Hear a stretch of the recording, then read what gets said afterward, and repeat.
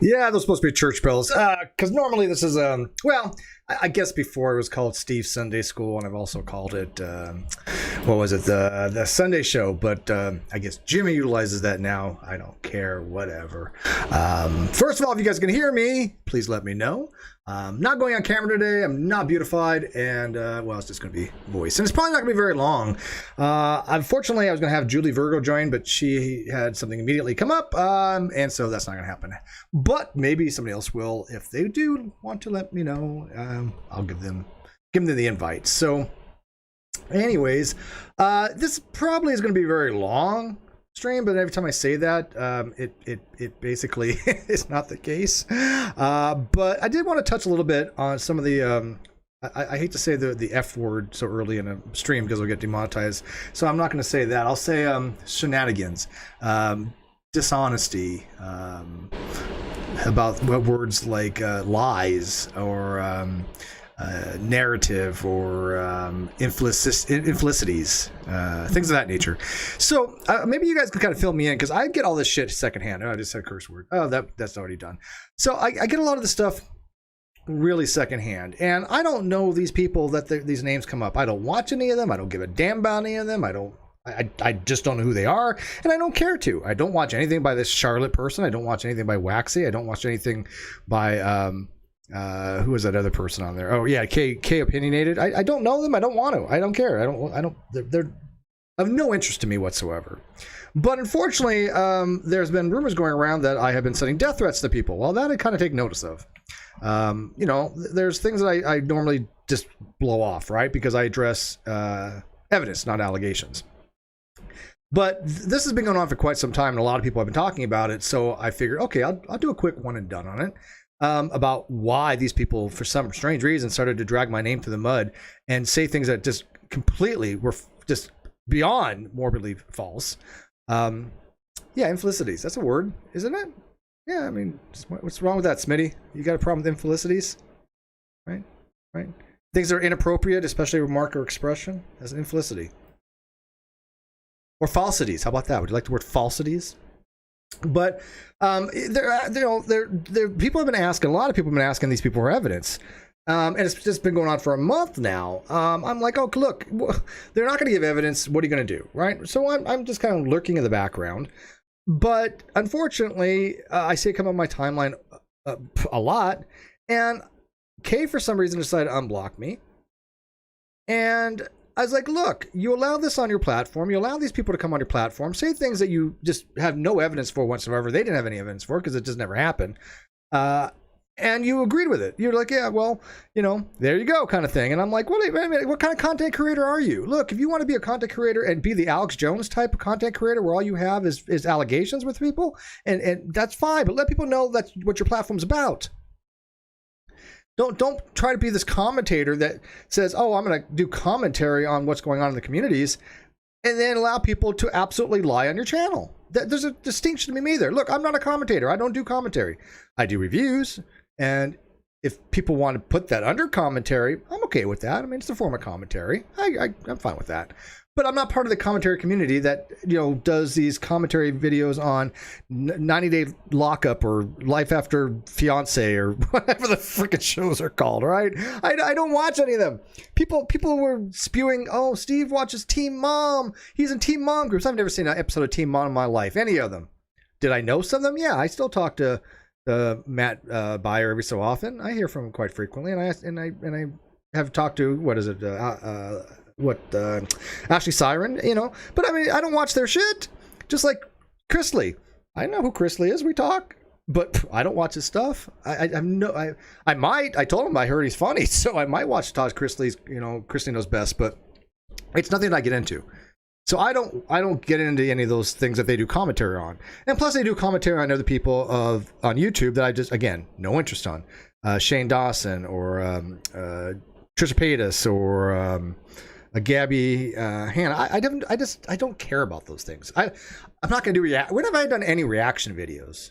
I haven't done any reaction videos. I do review videos. I mean, is that what you mean, Smitty? I don't even know who they are. But the Bradley Brothers, I don't know, Smitty. I don't know these people, man. But but again, you know, I just been kind of watching from the sidelines because again, I'm like telling people, look, I don't know these people. Why are they saying these things? And so I said to Kay, look, you allow this on a platform. You didn't have any pushback on it. There's no evidence for it because it's completely bullshit. I've never threatened anybody. I've never harassed anybody. I've never sent freaking death threats to anybody. That's absurd. And instead of just saying, yeah, you're right, I should have probably approached it differently, and I apologize, which have been, I mean, I would have accepted that. And look, somebody apologized to me today, and I turned it down because I was like, no, it's not coming from a good place. This person has bias. This person has been saying things that are incorrect. They got one thing wrong. They you know, took like what 4 people to correct them on, and they said, okay, I was wrong about this. I apologize. I'm not playing that game anymore. I'm not accepting these types of apologies from people that are dishonest because they're not looking for the truth. They're not looking for what actually happened. They're not looking for an accurate account of the historical context of everything. What they're looking for is something that automatically goes and has a confirmation bias for them. So I'm just not interested in accepting anybody's debate. Nothing's wrong with nothing's wrong with the reaction videos. I just don't do them. Nothing wrong with that at all. No, like Venice Sorry. They did music reaction videos, and you know I'm big fans of Venice Sorry. So yeah, nothing wrong with reaction videos. It's just nothing that I've really got into, right? But anyway, so I was like, you know, all you gotta do is just apologize. I mean, how hard is that? And I couldn't believe that she just wouldn't do a simple apology like that.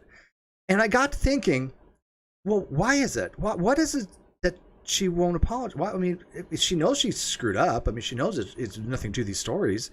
And then I thought about it, and I was like, the reason why she doesn't want to apologize is because if she does, people from that side are going to give her so much shit.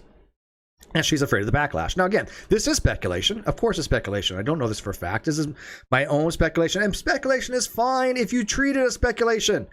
That's the problem. If you say, look, you know, I'm kind of thinking about this, and that might be the case. I mean, people do that all the time. I mean, I watch some of T-Spiracy stuff, and she does that, but she states it as speculation. And I'm like, okay, you might be right about that. I think you're wrong about that. But, you know, there are things to be discussed.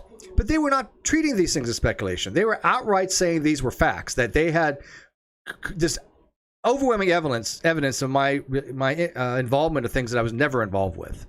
Absolutely not involved with it. And, you know, that's not speculation. That's outright deception.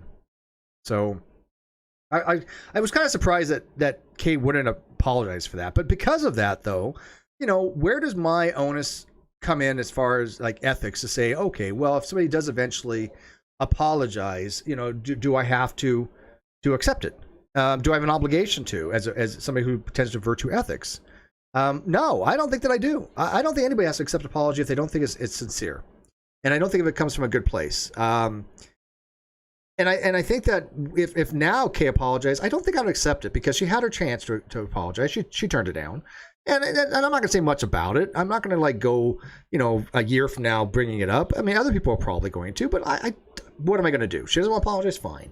But I think it goes into the fact that things do remain with content creators when they say completely misinformation and they don't take responsibility for it.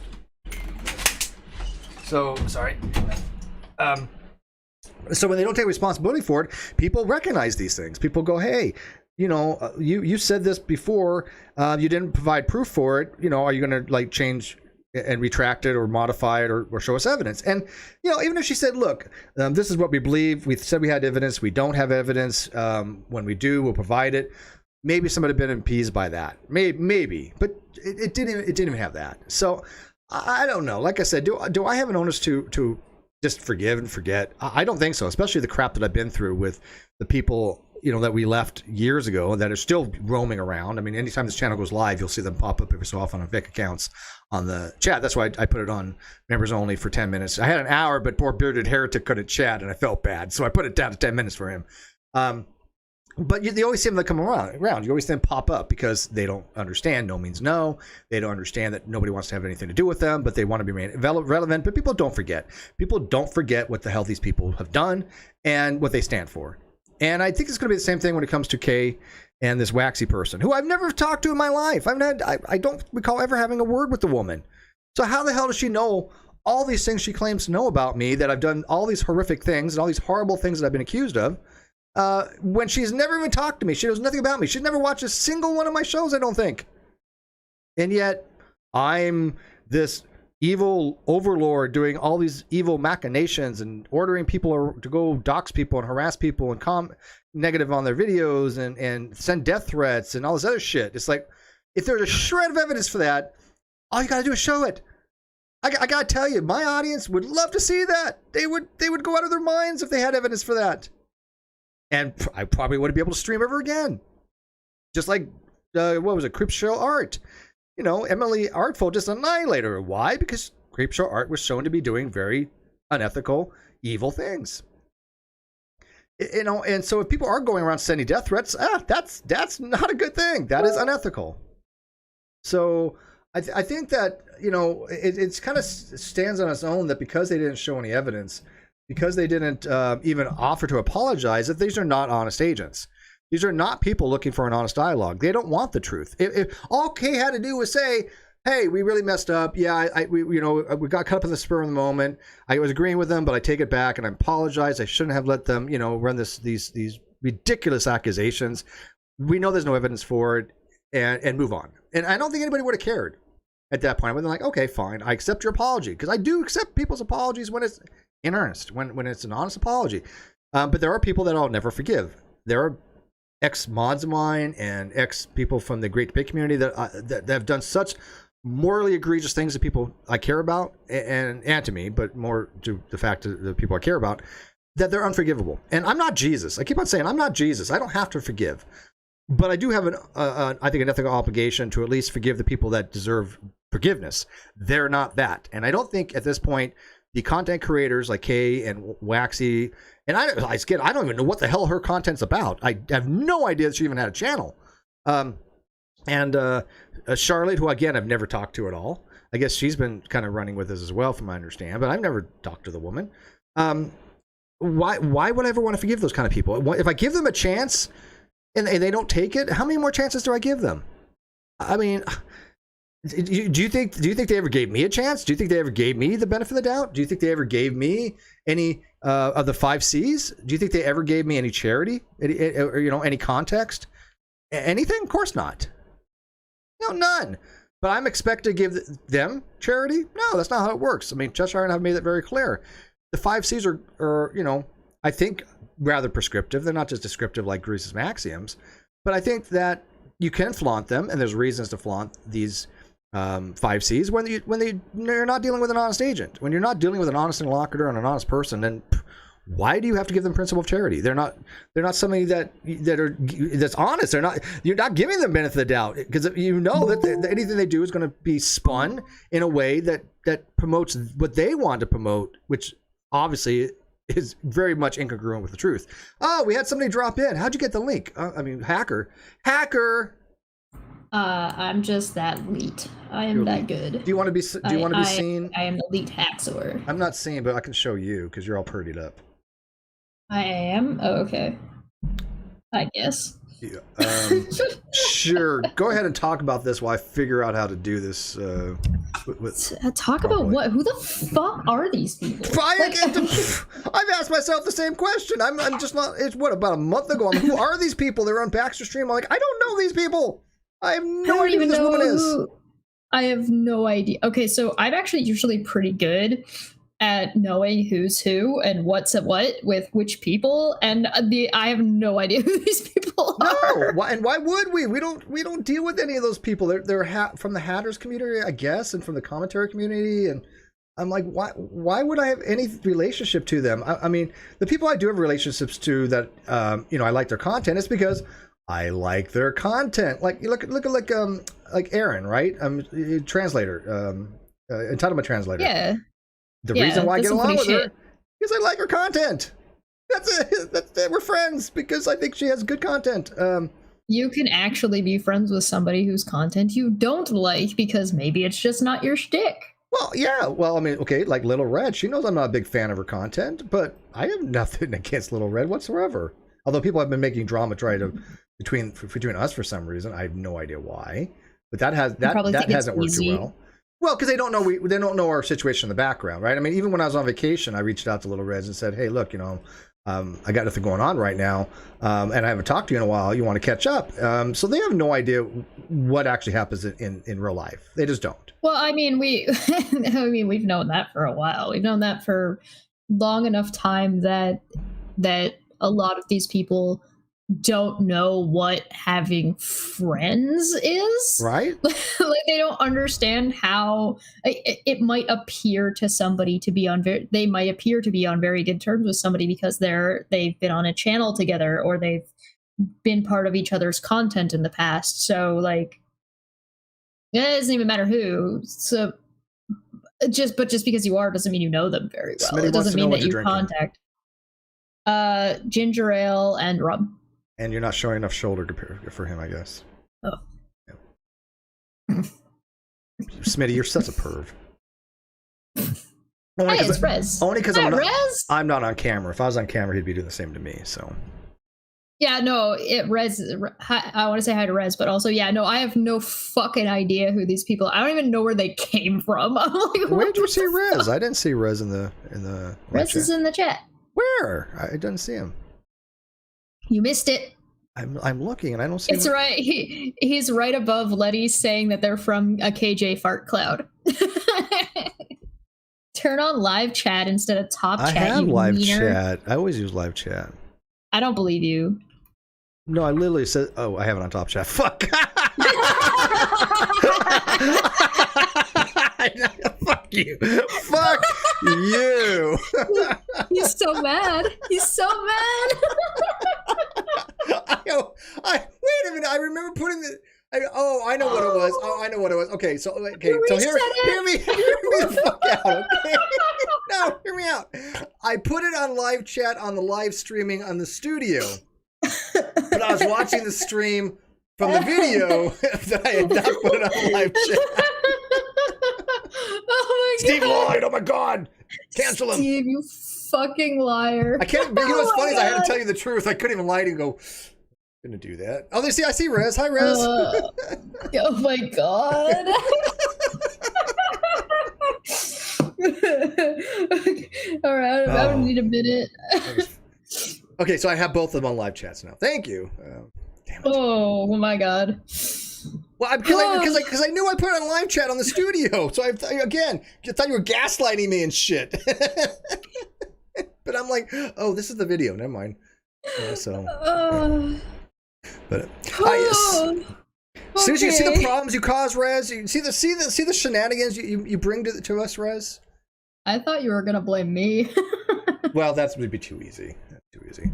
How dare you expose me like this? She feels so exposed. It's your shoulder. So I was hoping somebody would come in because unfortunately you don't really know them, and so I don't know even what to ask you about it. Julie was going to drop by, but again, she had somebody drop over. But it's like I don't know how to address things where it's like I don't know who these people are.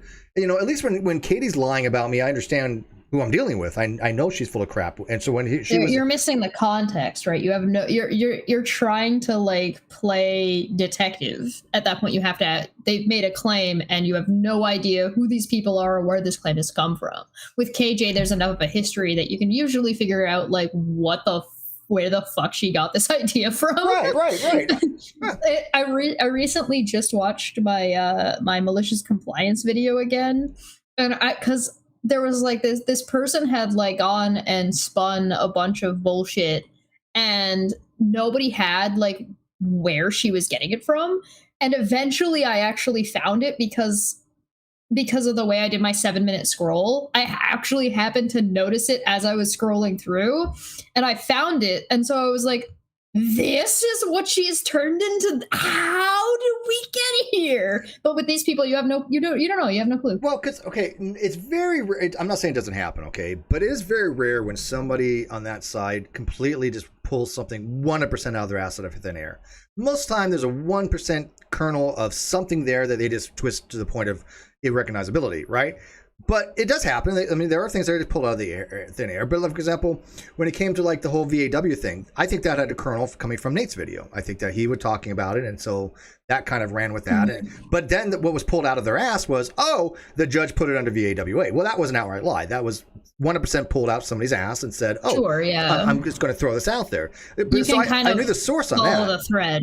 You can follow the thread. Right. With these people, you're like, this is left field to me. I have no idea who these people are, let alone like what the fuck. Like, death threats to whom? What the hell are you talking about? I've never sent an email to these people. How could I send death threats to the email if I don't even fucking send an email to them? I think that requires if you send an email, and right, if you have a death threat in an email, requires sending an email. You know, kind of. Yeah, probably. There's a chain there of some sort. Listen, Steve, you clearly need to video and screenshot and screen share your entire email history from the history of forever to prove that you did. And even then, they're going to be like, he just. If somebody wants to pay me $10,000, I'll send them my entire Twitter data, my $10,000 for my Twitter, $10,000 for my Facebook, and $10,000 for my emails. That's fine. That's fair. Yeah. I think that's fair. 30,000. That's what I got paid for the NSS. They can have all my data. I will absolutely, and I'm not joking. If you have that kind of money and you want to, I gave it to Rui for free. I gave him my entire data. Like, here, have at it. It's so boring, you know. Mop asked, why do people call you guys a cult? I don't know. Because she likes to wear robes. Because projection. That would be my. Yeah, you have to. I got to ask that on T-Spiracy channel, and I was kind of like, well, how the fuck do I answer this? I'm like, I have no fucking idea. That's insanity. I was like, first of all, I would be asking the people, well, why do you consider them a cult? I mean, I have read about cults. Scientology to me is a cult. Catholic Church, I think, has some cult-like things. This is one of the reasons why, people had gotten after me for when I was coming and shitting on the. I was coming and shitting. I didn't. I was coming after at and the same shitting. time. And I was shitting on the Catholic Church. Or like one after the other. Yeah. So, I have to ask them, what the hell is cult like? I don't understand. I'm a YouTuber. She's a YouTuber. We do YouTubey stuff. I do art. But you do art on YouTube. I think it's a fair question. I just don't think we're the people to be able to. Oh, sure. Like, why do people say you're in a cult? I think that's a fair question. We just don't know the answer. I disagree. Because we're not the people you ought to be asking. The people that you ask that to are the people making the claim, right? So, like, if somebody says, hey, Steve and Cheshire are a cult, you say, okay, how? No, see, I disagree. I think the question. I think that's a fair question. I think the question is cult-like. Okay, because there's just whatever. Yeah, there's absolutely nothing about us as a cult. But I mean, people can say cult-like because I think there's a lot of question to be raised. Great or good. Yeah, like ACA. ACA is cult-like to me. Just because I've dealt with the members that treat the ACA as some kind of religious organization, that they just parrot what they say by fiat. They're just mindless little drones, and we're going to be discussing a lot of that tomorrow on Judgment Call. Yeah. But yeah, if you want to say the ACA is cult-like, that's a fair question to ask. What the hell's cult-like about us? Letty makes a good point. Letty says because they don't know what healthy relationships between friendly people look like. Oh, I think that's 1,000% correct. I think, and I've said this numerous times, a lot of them are sociopaths and they don't know what it's like to have actual social connections. They don't understand. I mean, the way I treat certain people in my life that are in my real life friends, even though if I met them on the internet, it's they wouldn't know how to handle those kind of relationships. At all. They just could not handle an actual physical relationship. And I don't mean like physical like sex. I mean physical as you know this person. Proximity. You're in the same proximity with them, or you talk to them, on a regular basis. They don't know how that is done. Because I don't think any of them have anybody like that. They just have their own little clusterfuck of, as Cheshire puts it, a Gordian knot. A homunculus, a fuckery. That's all they have. That's the only thing they have in common. Other than that, they probably never get along with each other. Flesh golem. A flesh golem, yeah. And I don't know, like, because the thing is like, people don't even, if you have somebody on, like 1% of the people might go and check out the channel of the person you have on. Yeah. Like, and by the way, I wouldn't want anybody to be as honest as me. The reason being is I have to live by a very strict set of things because anything I say will be used against me and twisted, and I recognize this. So even though I believe in virtuous lies, which are lies that you can say to somebody so you don't hurt their feelings, it's between two vices of being dishonest and being too brutally honest. I don't have that luxury, unfortunately, and it sucks because, what I just do is I just don't say anything if I think I'm gonna hurt somebody's feelings. So you don't want to be like, you don't be like me. You just don't. Yeah, I wouldn't recommend people live the way Steve lives. He has a very particular lifestyle. And like everybody's got their own lived experience, and because of Steve's lived experience, he chooses to live in this manner.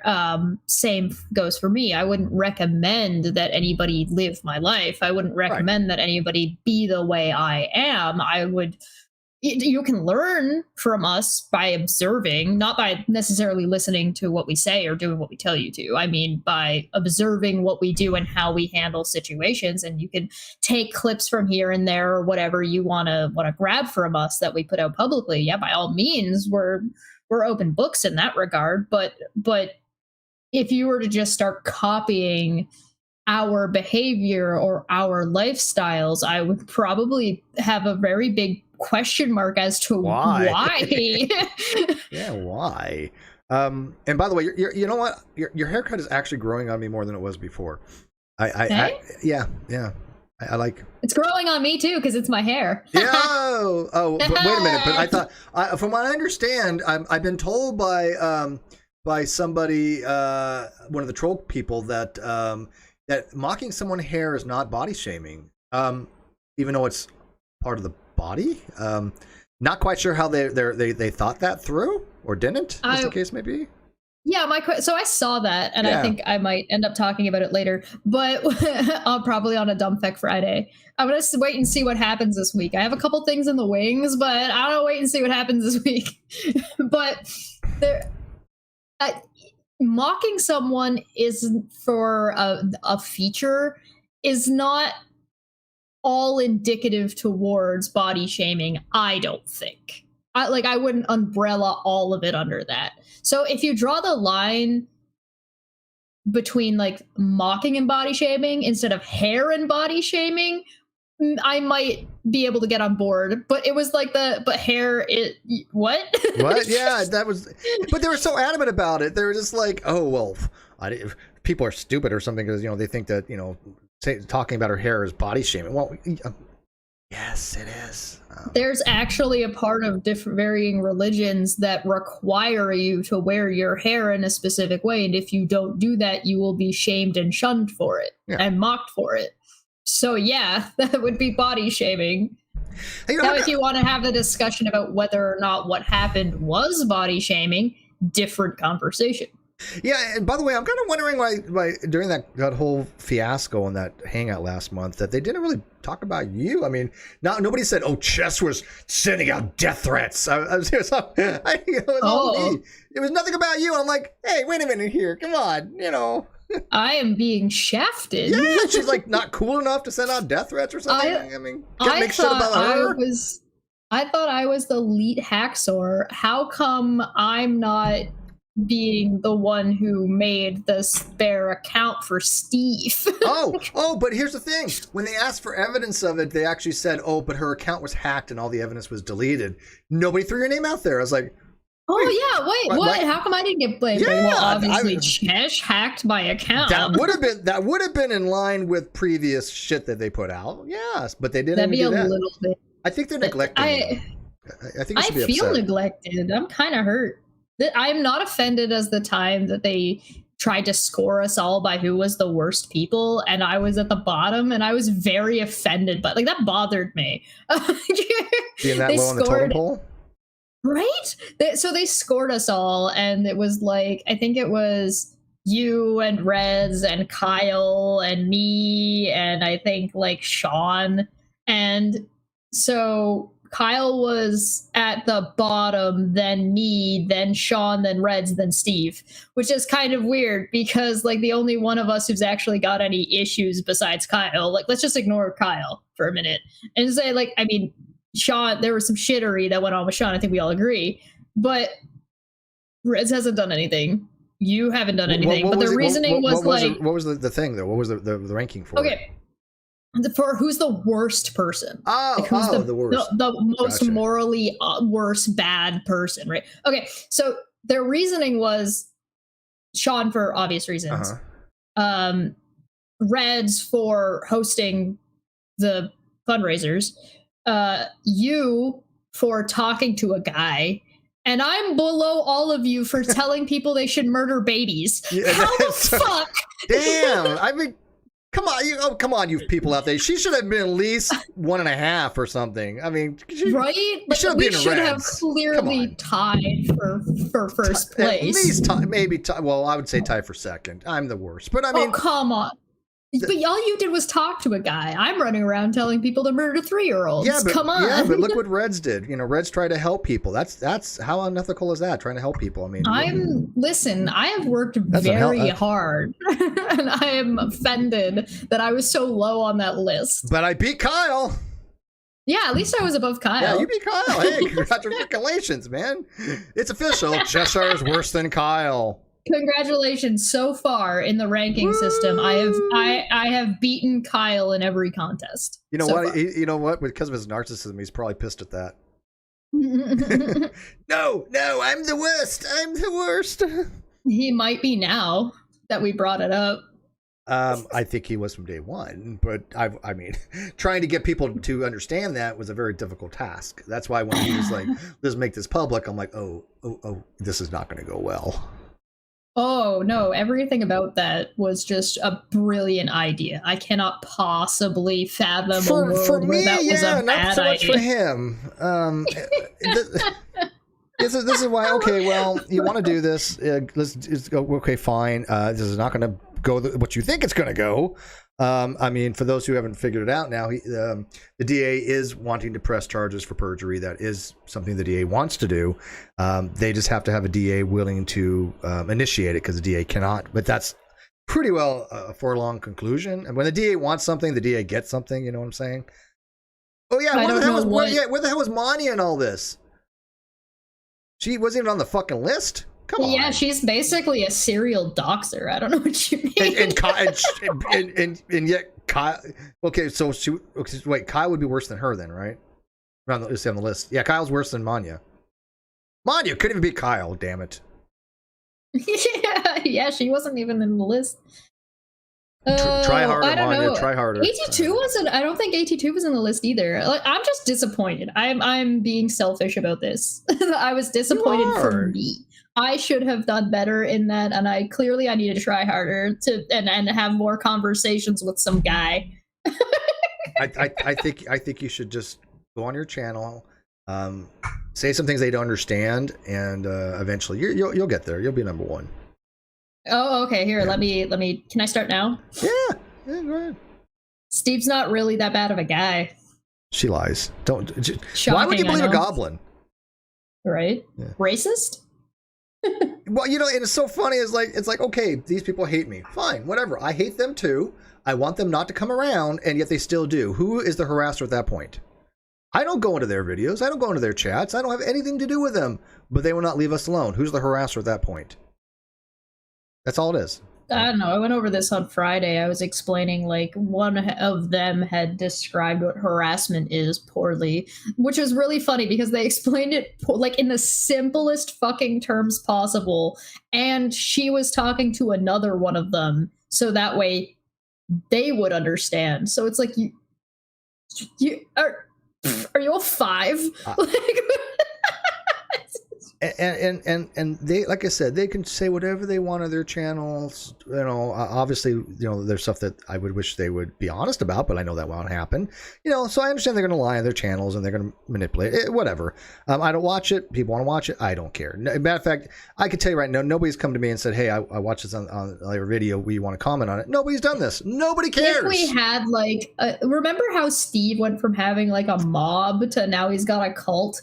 Don't you think that if he had a cult that was like even slightly successful, that all of their videos would be like mass flagged for harassment?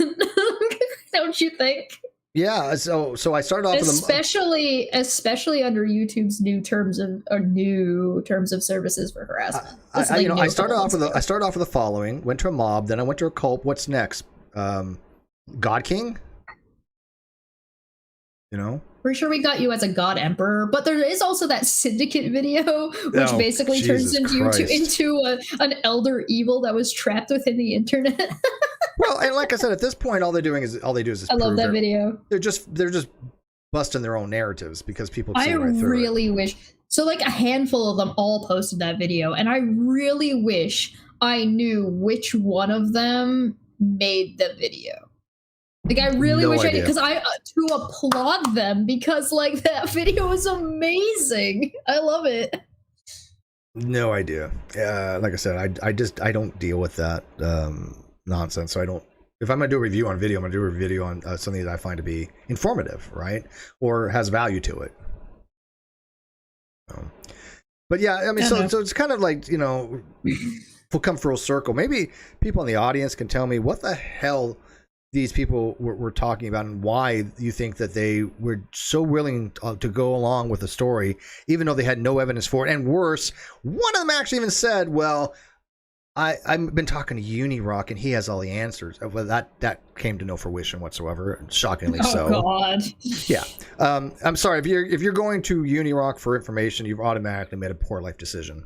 Okay. Not even like information. I don't even know. There's like a list of bizarre, like, why? Just why? I don't get it.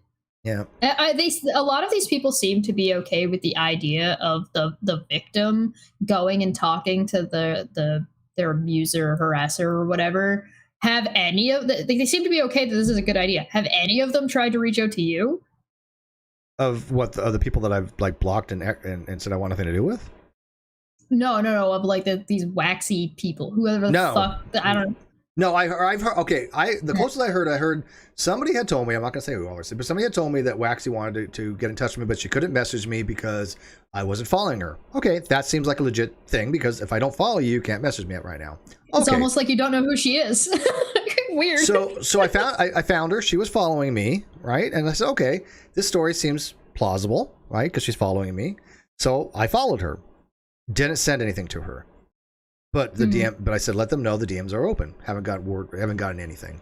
Now I did talk to Kay. Kay blocked me, and then she unblocked me, and so I was just like, hey Kay, you know, let me give you the reason why I think what you did was unethical.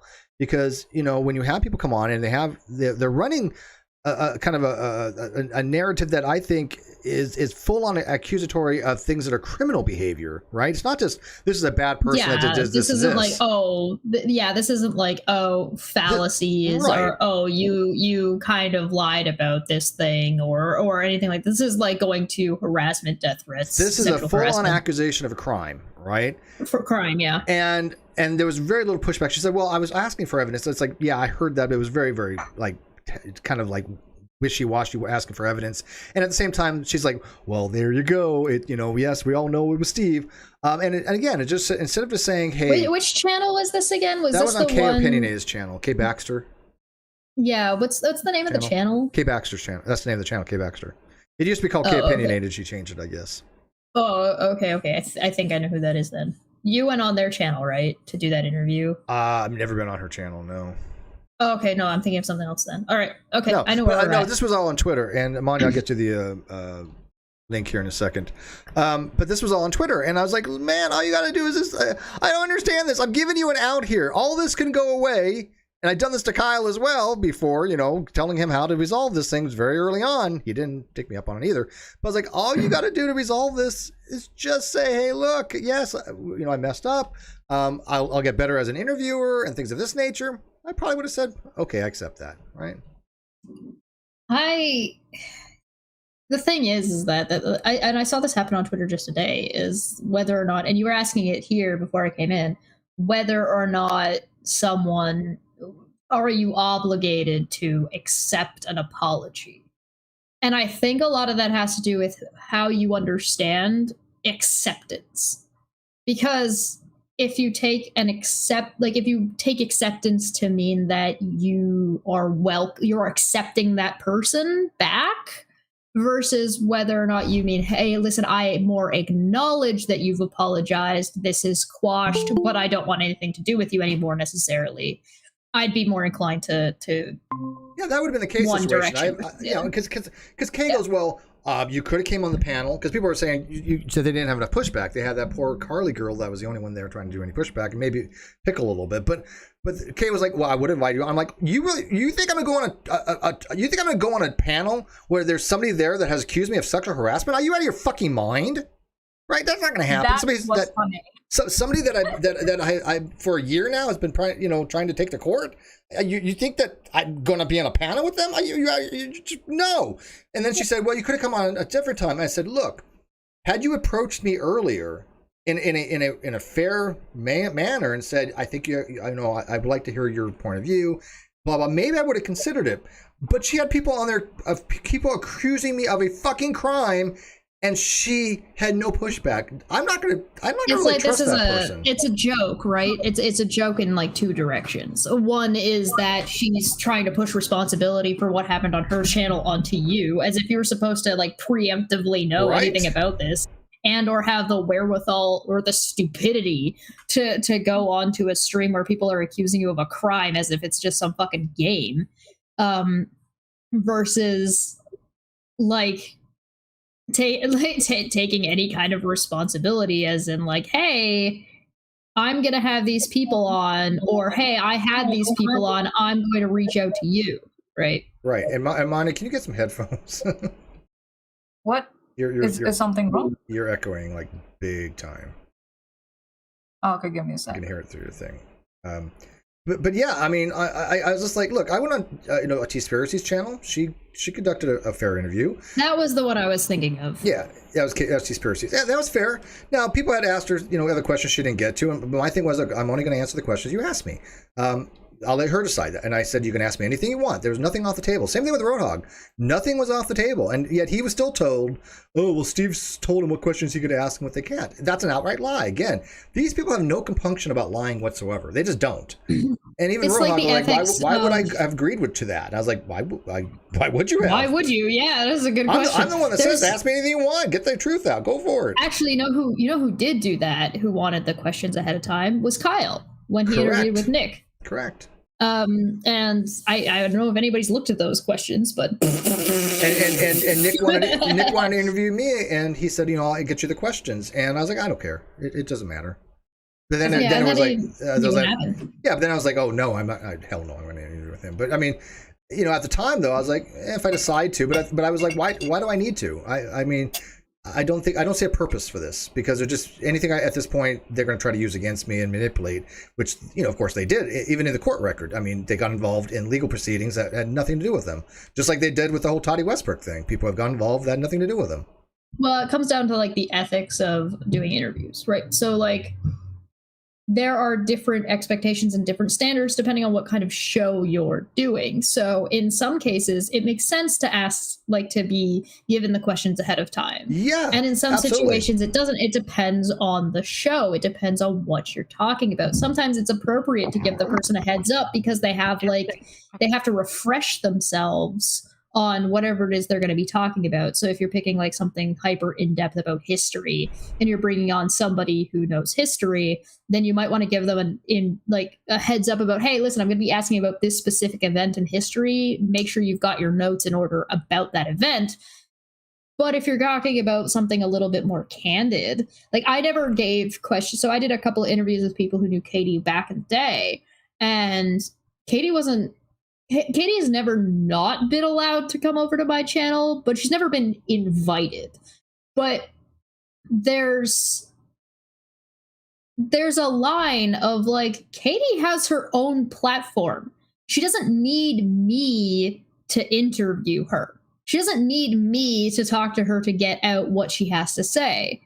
These other women didn't have a platform or do not have a platform. So nobody can hear what they have to say. So am I obligated to also then have Katie on to ask about the situation that these women had? No. But would I stop you? No. Would I think it's a good idea? No. But would you listen to me? No. But True Ball of Wax does have her own platform. She has her own channel. I found that out, yeah. She has her own channel. Almost all of the people who were on that panel, almost all of them had a channel of their own. So they do have a platform to talk about it. And the person who was coming to Steve on Twitter and saying, oh, why don't you contact Katie? Have you been living under a rock or something? That was bizarre. Katie lodged a false case of harassment against Steve. Why would Steve go back and talk to Katie after that? Yeah, that Like, nothing about that you whole dialogue stupid or made something. nothing I about don't that know. dialogue made sense to me whatsoever. It was just that person has a habit of inserting themselves, trying to act as uh between go or as some sort of arbiter between people. They try to they like that position where they're thinking that they are getting people to come together and talk to each Well, other when you and don't know what the resolve hell's going issues. on, that's not how it works. And Yeah, and you don't start exactly. off accusatory. Yes, exactly. And that's how they always come in. They come in with this air of that they know everything Yeah. and they are superior. They are condescending too sometimes. Just to downplay. Yeah. They downplay whatever. wanna- I don't need a mediator. done. I don't need an arbitrator. When people have falsely accused me of crimes and things of like fraudulent medical fraud, social security fraud, disability fraud, and sexual harassment, I don't need a moderator. What I need is a lawyer. So I mean, Exactly. Well, the lawyer becomes the moderator, right? Like that's what lawyers who's- are for. They do those discussions. Correct. So it was funny, and that's when I told them they reminded me of this character from the movie Erin Brockovich, Julia Roberts movie, and they reminded me of this other lawyer Teresa who took over Julia Roberts case, and Julia Roberts just goes and they try and come in, they are very superior and stuff, and then Julia Roberts just smacks them around, and they're like, "Oh, I'm sorry, I think we started off at the wrong foot," and Julia Roberts just like, "Oh yeah, that's all you got, lady, 2 wrong feet in fucking ugly shoes," and I'm like, "That's what you remind me of." By the way, you just come in. Did you notice? Guns blazing. Did you notice? I didn't block her. No, you did not block her. Yeah. No, you did not. But I've seen them do that before also. I think so they've done that before also. They've come in a situation where they try and be a mediator when they have no idea what's going on. And I think that's what she was coming from, but I mean, she sucks at it. But ignorance is not an excuse. I'm just saying. Well, I mean, but I think it should have ended when I said, "Do you really want me to talk to a person who's falsely accused me of things?" Yes. My quote, and I use a quote. I'm using scare quotes here as abuser. The person has harassed me by filing false things against me and outright lying to people about me. You want me to reach out to them? I don't know why. Who would say that to? Hey, Cheshire, I hear you have somebody that's stalking you that wants to rape you. Why don't you go have a word with them? You have a conversation with them. And in private with just the two of you. Yeah, exactly.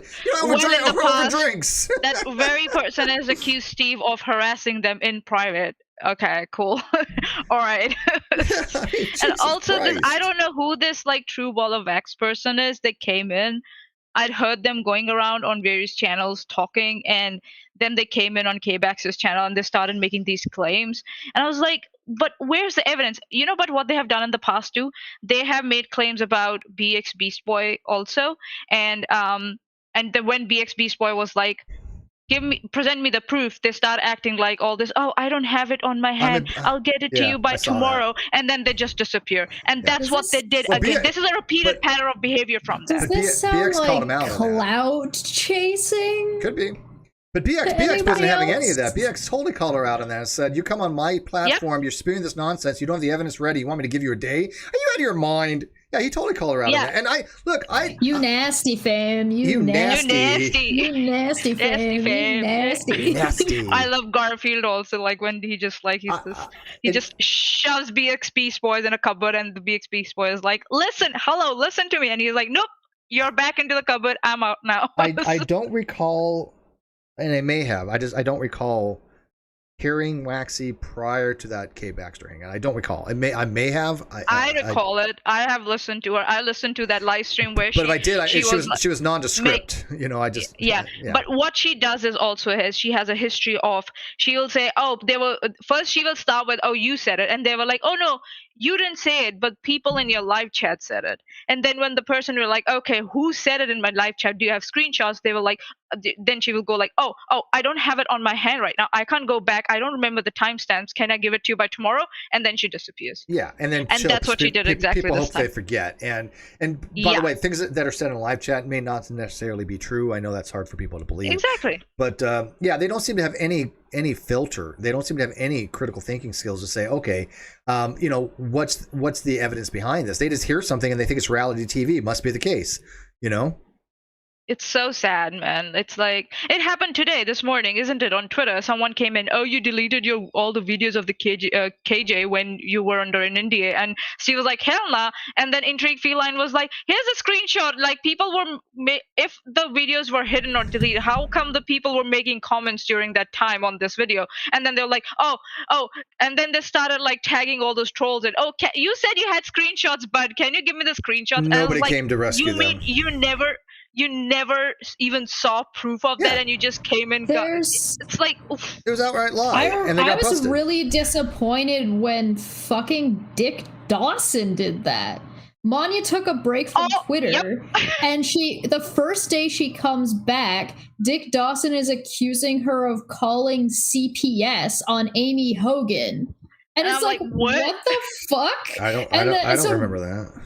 Yeah, none of us knew what the fuck was going on. We asked him for evidence of this, and he's like, "Oh, well, he said, "Oh, you went after her parenting and caused somebody to call." And me and Manya were both like, "When the fuck did we go after anybody's parenting?" Those are actually two very different claims. And anyways. he says, well, right. And then he also said that he then said that, oh, well, you must have deleted the video. And I immediately screenshot my YouTube channel and was like, I haven't deleted, privated, or unlisted any of these videos. And he's like, oh, I know for sure that it was. And I'm like, to this day, I'm giving Dick the benefit of the doubt and being like, he's thinking of someone else's video or somebody else's channel.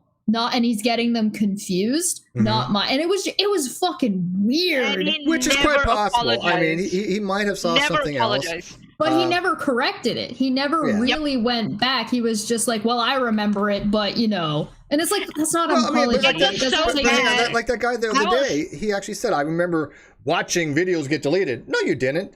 I have had to remove videos for copyright reasons. None of them had to do with her. Not and when one I asked for screenshots of like, oh, okay, do you have proof of that you saw it live happening? He tagged the trolls, and I was just like, oh, so it's like all over like the same thing. Oh, we saw Kyle log into his his account and show us. And this person was like, okay, well, Steve doesn't really directly lie. What he does is equivocate. I'm like, first of all, when the hell do I equivocate? I tell people when they're using equivocation. What I'll do is if I have to end up having to lie to somebody, I just won't say anything. I'm not going to lie. It's just not, because I know if it came out that I did, it's going to be huge ramifications. So I will just rather not say anything. But I'm not going to equivocate. And so I'm very choice in what I say, only because I have to be hypervigilant, because I know people twist it out of line. Like I said, I haven't removed anything. I haven't changed anything, nothing. But then I had to clarify that as, there was some other videos for copyright reasons I had to remove. But they had nothing to do with Katie. None of them. Not one of them. And then there was also there was also when you were false struck that there would have been a dip in the numbers because those videos went down for that amount of time until they were back, right? And then there was one video of Katie's that you had removed. One. But that was on this. And it was when on this channel. Re-uploaded.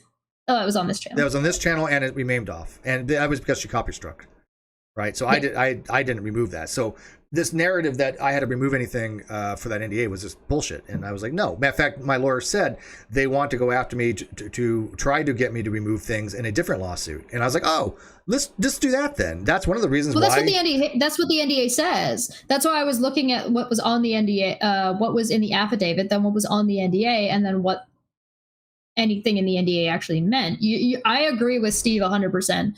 The NDA and the TRO was all just about her image. It had nothing to do with her nor her family being in danger whatsoever. Because if it was, what would we expect to see? And it's none of the shit that is actually in the agreement, and not a single piece of what she's been saying or what people have been saying about having to remove content or anything is even in the NDA at all. None of it. There's no admission, my lawyer, no there's no judgment, there's nothing. My lawyer specifically said she was going to go after Sherelle and me for defamation to include removal of content.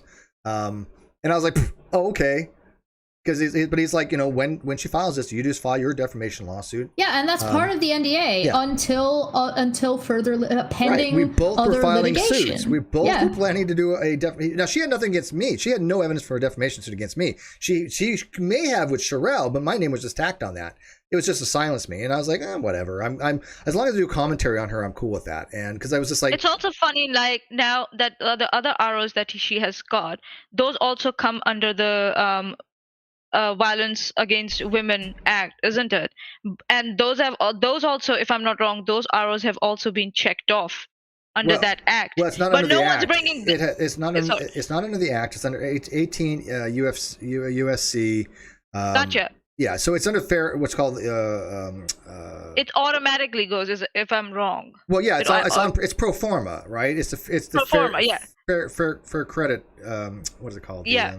So nobody's talking about that now in the other two arrows for some reason. Oh, you know why? Credit. Because she's a man. She's a man. Yeah, that's why. Because she outright lied and said that the judge had specifically put it under there. Judge did it. It's not that.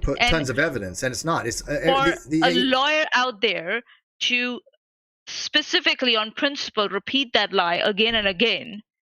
It's like, and for people to not question them is so sad. Yeah. Like none of his followers question that because they don't care. They're not interested in the truth. The 18 U.S. Code 2265, full faith and credit given to protection orders. That it was not added by the judge. That has been on pro forma things, and of course they know this. He knows this. I don't think Katie recognizes it because she was the one disseminating that misinformation. But it's funny, they present that screenshot where it's like checked off or something crossed off, but they don't see any stamp by the judge or any signature by the judge that's been signed off. And I'm just like, why? What are you talking about? Because that form, I don't know, there are some images going around of supposedly what KJ filed in her initial filing. Yeah, that was done. The judge did sign those things. Oh, okay. Yeah. But Katie's saying that she didn't cross it off. It was judge who crossed it off, and ticked on it. No, all the judge was okay. Here's the thing in Minnesota. No, but that's Katie's narrative. That's what I'm saying. Yeah. Well. Yeah. She lied. I mean, the judge did not put that on there. It was an absolute lie. Yeah. But in Minnesota, from what I understand, you could pretty much put anything as an affidavit for HRO, and there's really no ramifications for it, except when it goes to credibility. You cannot be sued for it. But you can go sue for other things and then use that as a credibility issue. I don't know why Minnesota has that. To me, an affidavit is an affidavit. But unfortunately, in that particular state, because it's wonky, you can pretty much say anything you want in an affidavit. So it's bizarre. Somebody asked about membership. I don't have membership. They say what you ever want under penalty of perjury. Yeah, I know, but I had a lawyer tell me this, so I don't know why it is. But somebody asked me about memberships. I don't have memberships on this channel, and I doubt I ever will. Unless it got to be, a significant size, because I just don't need it. I don't want it in this channel. If you want to become a member on my main channel, that's because I do most of my stuff there, of more important stuff. Become a member on that channel, or, support through PayPal or Patreon, or Super Chats, like Patreon for both channels, right? But I don't see really a need to have membership for this channel, to be honest with you. At least not right now. Maybe one day. But if you want to be a Patreon, that's great. I think it was because this channel is a little bit of a catch-all. It doesn't really. Yeah, I'm not comfortable having membership for this channel because that's two different things. I mean, why would I want people to have two different memberships? I'm not comfortable with that. If you want to support my stuff, be a member on my main channel, and there's also Patreon. You can be both. But Patreon, obviously, membership covers both these channels. So, as far as I'm concerned, I'd be curious. Mm-hmm. Is there? Okay, so the stream title is, because I think it's a little bit more interesting, because most of us already kind of know what's gone on a little bit, even if we don't know all of the players. But it says, is there absolution? And so it's like, well, what would that look like? So if somebody says, Steve sent me a death threat, and it was shown that they were lying, what ramifications would it even, what would you expect to see in like an ideal world?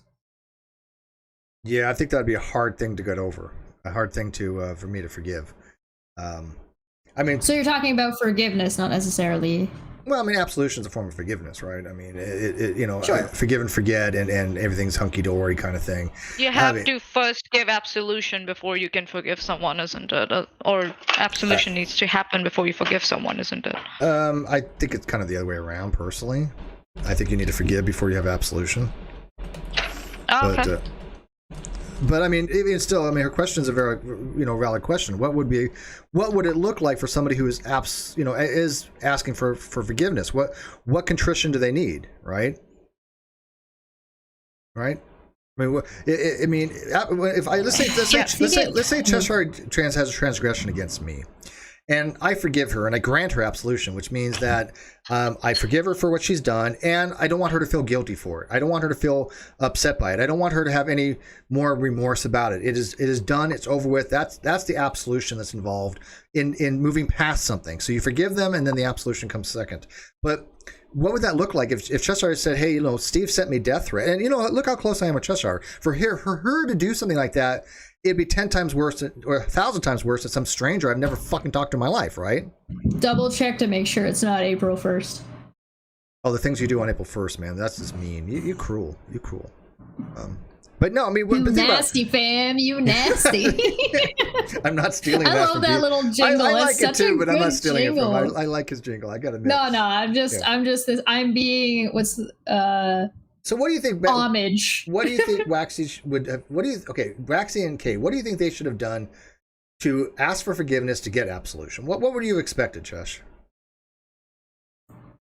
This is like starting from which point? From if they wanted forgiveness, they wanted absolution, they were contrite.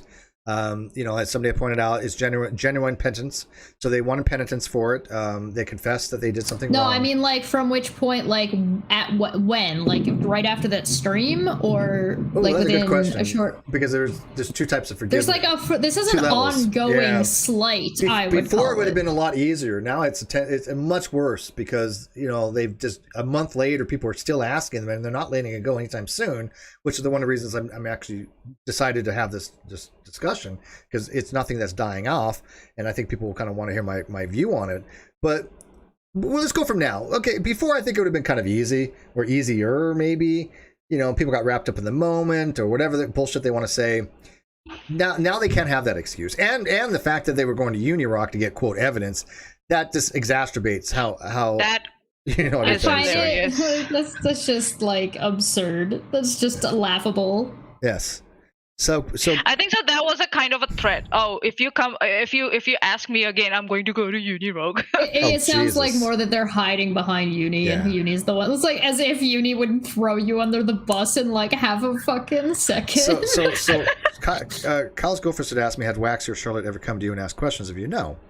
Like I said, Waxy, the DMs were open. Charlotte, I don't remember ever having any conversation with Charlotte whatsoever. Now I heard she was actually under a account that I have talked to before, and I just remember the avatar, some blue avatar, looks like a robot or something like that. I can't remember the name.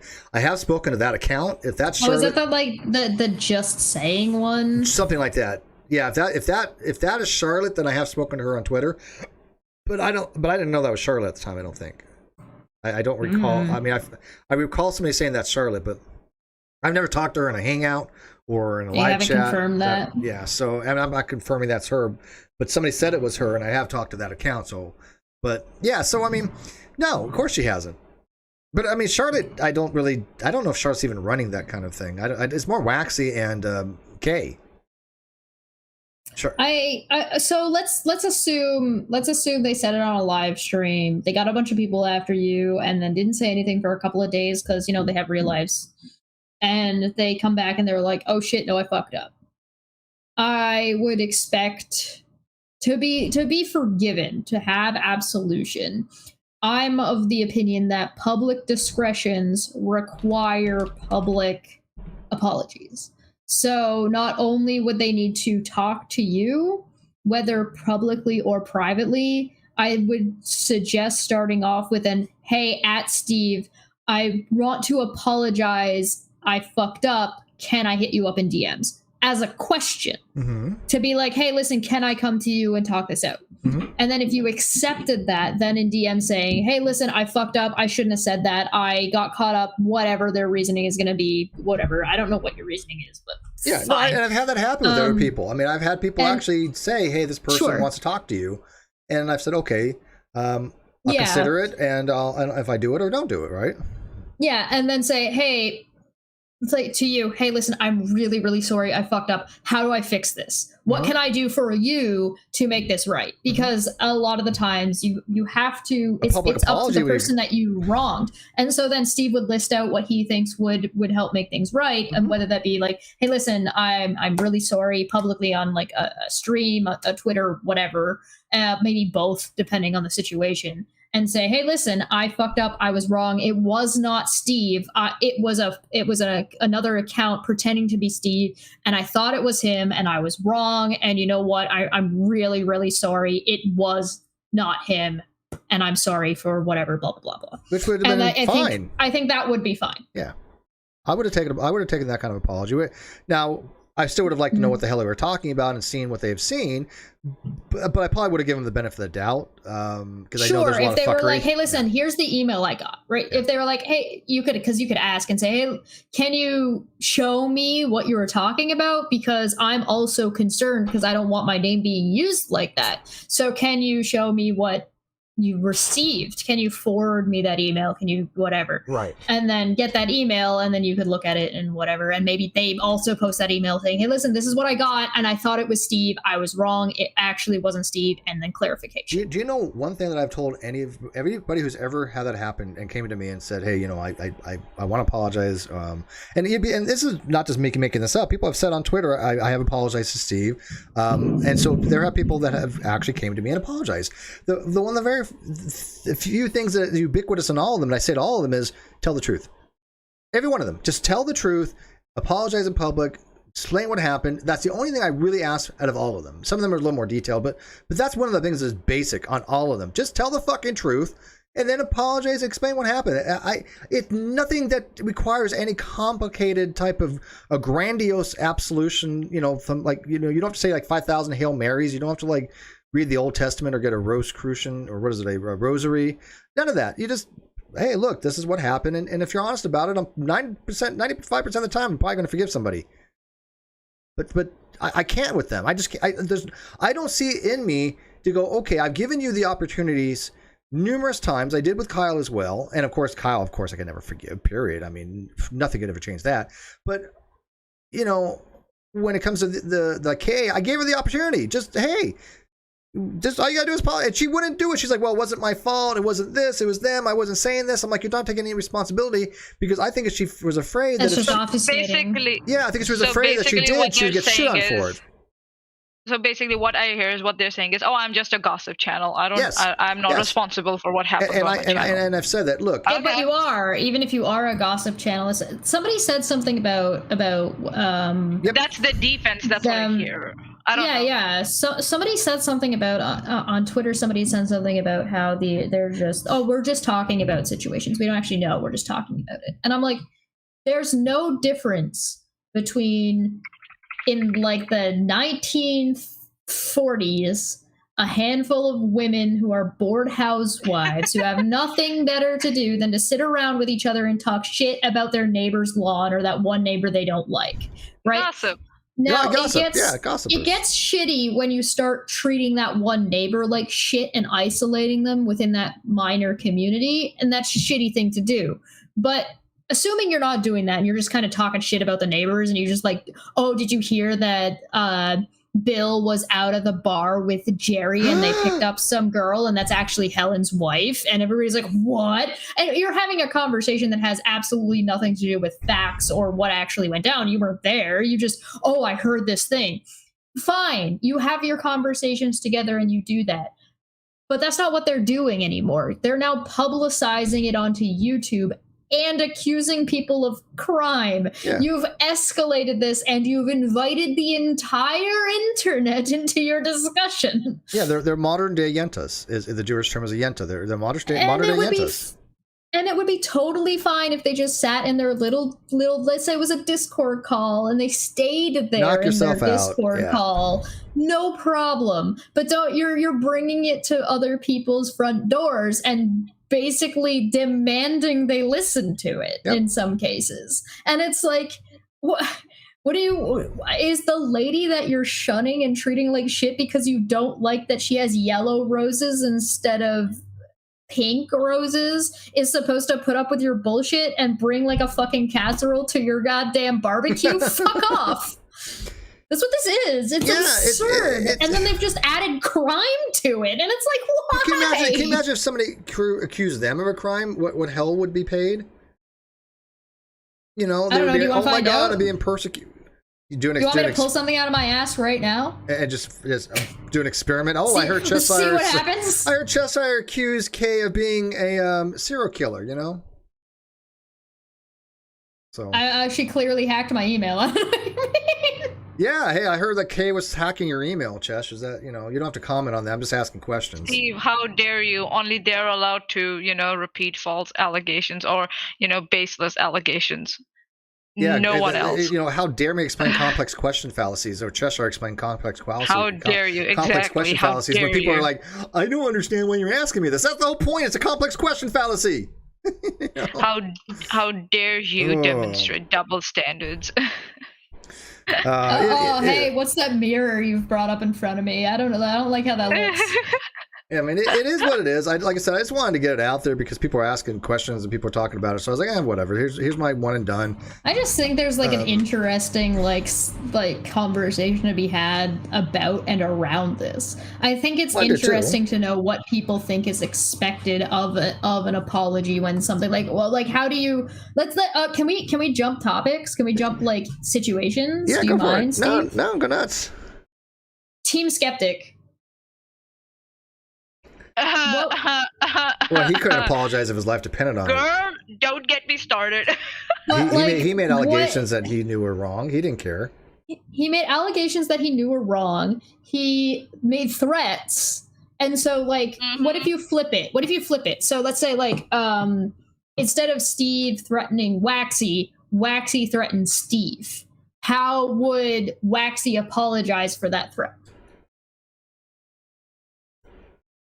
How do you Well, I mean, if she was to make a threat and apologize, she'd be like, hey, I shouldn't have made the threat. But again, what kind of person makes unsubstantiated threats like that? Like Team Skeptic, I have a hard time looking past what Team Skeptic did because, one, he eventually knew that he was full of shit. I was told that he was actually trying to reach out to Monty to apologize to her, but he wanted to do it in private. And everybody else was like, no. Bullshit. That's because he was getting pressured by somebody else to do so. That wasn't because he did it. People were calling him out on his bullshit. But even still, at that point, whether he was going to be apologetic or not, he knew what he said was bullshit, and that's what got me. He knew it was bullshit, but he was like, I'm being pressured. I'll apologize to him in private. I'm like, no, fuck you, dude. Steve, you know you lied on this and you got it wrong. He has numbers. He has a lot of subscribers. He can get away with anything he wants. Well, and that's what's bullshit. That's how it goes on YouTube. Accountability doesn't matter as long as you have a large number of subscribers. And I don't play that game. And that's how you measure someone's credibility. The number of subscribers and views. But that's exactly my point. I don't care how many he has. I don't play that game. I don't subscribe. I don't suck up to people with big subscriber counts because let's pretend though. Let's pretend that he is actually apologetic. Let's pretend there were consequences. He wasn't happy with those consequences, and let's pretend he's actually apologetic. What would he need to do to reach absolution if you were to take it as if it happened after he doubled down? I think there's salvation there. If he really, really, really, really was contrite, he would just beyond, a normal. I'm sorry. I should answer that question because the threats were against me. We're hypothetical. It's fine. Yeah, let me finish, and then, and of course, from your perspective, because I have to do with you. But I mean, it's still. I mean, this was a friend of mine, obviously, that he did it with you, and so I wouldn't. And if he did it with me, it'd be the same thing. So he would really have to go on his channel and say, "Look, I really screwed the pooch here. I said some things that were completely wrong. I take full responsibility. I really wish, Monty would find in her heart to forgive me. If she wants to talk to me about it, I'll do it, on her channel or in public or wherever she wants. Whatever she feels she needs to accept my apology, that's what I will try to do. Something along those lines. Okay, so what do you think, Manya? For me, it would be first, apologize publicly. Say, yeah, I fucked up. That was wrong. I'll not do it again. Yada yada yada. Okay, and then call people out who were whispering in his ears, like, can you guys fuck off? Oh, that's a good point. That would. That I didn't think of. That actually is a very people who were egging him very on. good point. Yeah. Glass houses. Like fight the flat Earth. Yeah. Yeah, I think you're very much right on that. A subtle, just like rodent kick off a cliff right there. Holy shit! I didn't get it. I don't get it. Ah! Was there something? Is this a girl thing that I'm missing? No, well, maybe it depends on how you decide. I just hypothetically kicked a beaver off a cliff. Let's just say. Oh. Okay. Hypothetically, yeah. I think you mean metaphorically. Yeah, sorry, my bad. Listen, I forgot to sleep last night. Okay. Okay, so we've got it makes sense. You've got other people that are like, hey, I was given this wrong information, and those people are still giving out this wrong information. I was wrong, and so are they. Right? Are you being brainy right now? Yeah, she meant brainy. Okay. Big brainy. So we've got what that looks like. What does that look like if you're a third party? So let's say I wronged Steve, and I'm friends with Manya, and Manya's friends with Steve, and Steve's hurt by whatever I did, and it's problematic. What can Manya do, if anything? And these are, by the way, I'm framing this in a way that no, these are people who are already close friends. We'll get to if you're just an observer. Like if you're just, hey, listen, I watch you guys often, but I'm not friends with you. Like I don't know you as individuals. We don't go into calls or whatever. That'll be we'll get there. But at first, let's say like two friends are having some kind of problem and somebody's being problematic, somebody's making threats. What does the third party do? What does Manya do if Steve and I are at each other's throats? Call out the wrong party. Call out the wrong party and tell them to back the fuck off. That would be the start, I guess. And call them out exactly where they're wrong. You're like, this is where you slipped. You need to back off. Go away, cool down. Come back when you have cool down, and then we will talk. If not, then shut the fuck up. I guess that would be the basic thing. Call them out.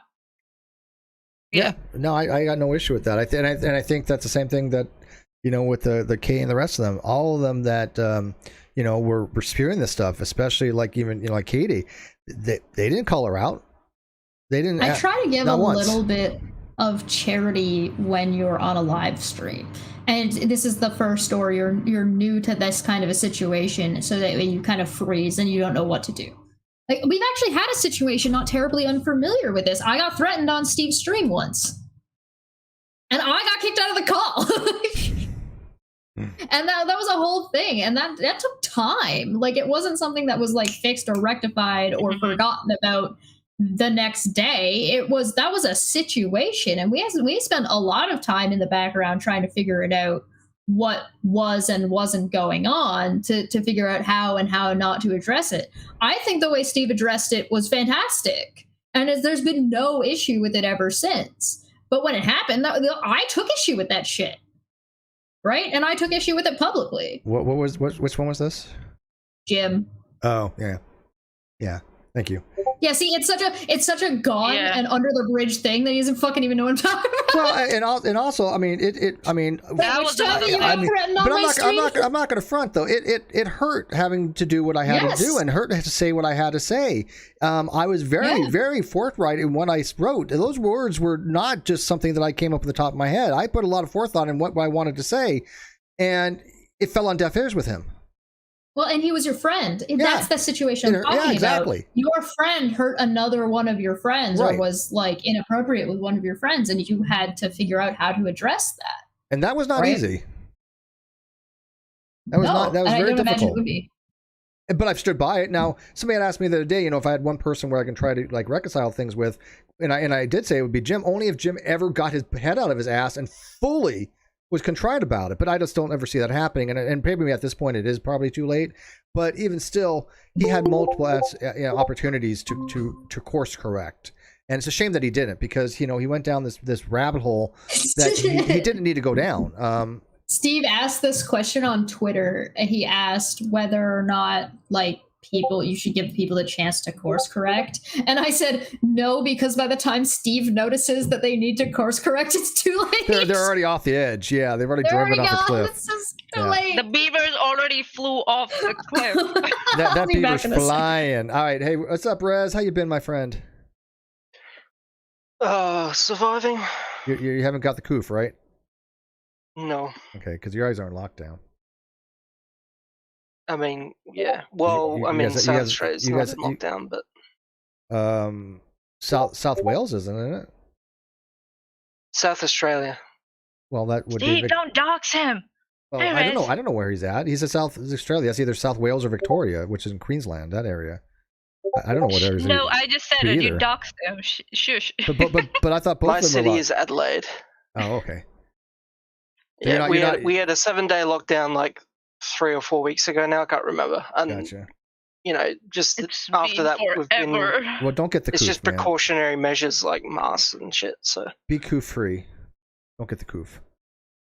I mean, we've had fuck all cases for ages. So I'm gonna call it Captain Coof from the Stand. Even though Stephen King was like, don't relate it to, Captain Trips from the Stand. But I'm like, well, that kind of. I mean, it kind of is in a way. But anyways, how what else has been going on? You sound kind of like down, dude.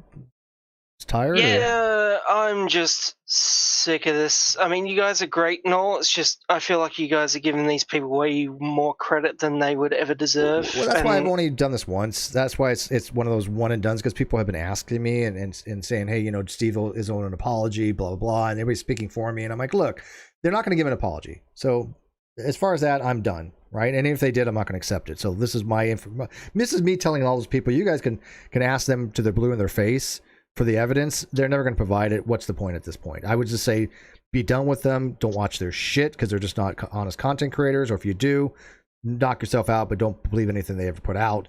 But where else can you go on it? Well, I mean, like, how I know this is bullshit is that if they'd actually received a legitimate death threat from you or someone they thought was you, that would have been immediately print screened and plastered all over the internet and sent to the authorities. Oh, yeah. And they would have said, look, see, we told you. Well, here's the funniest part.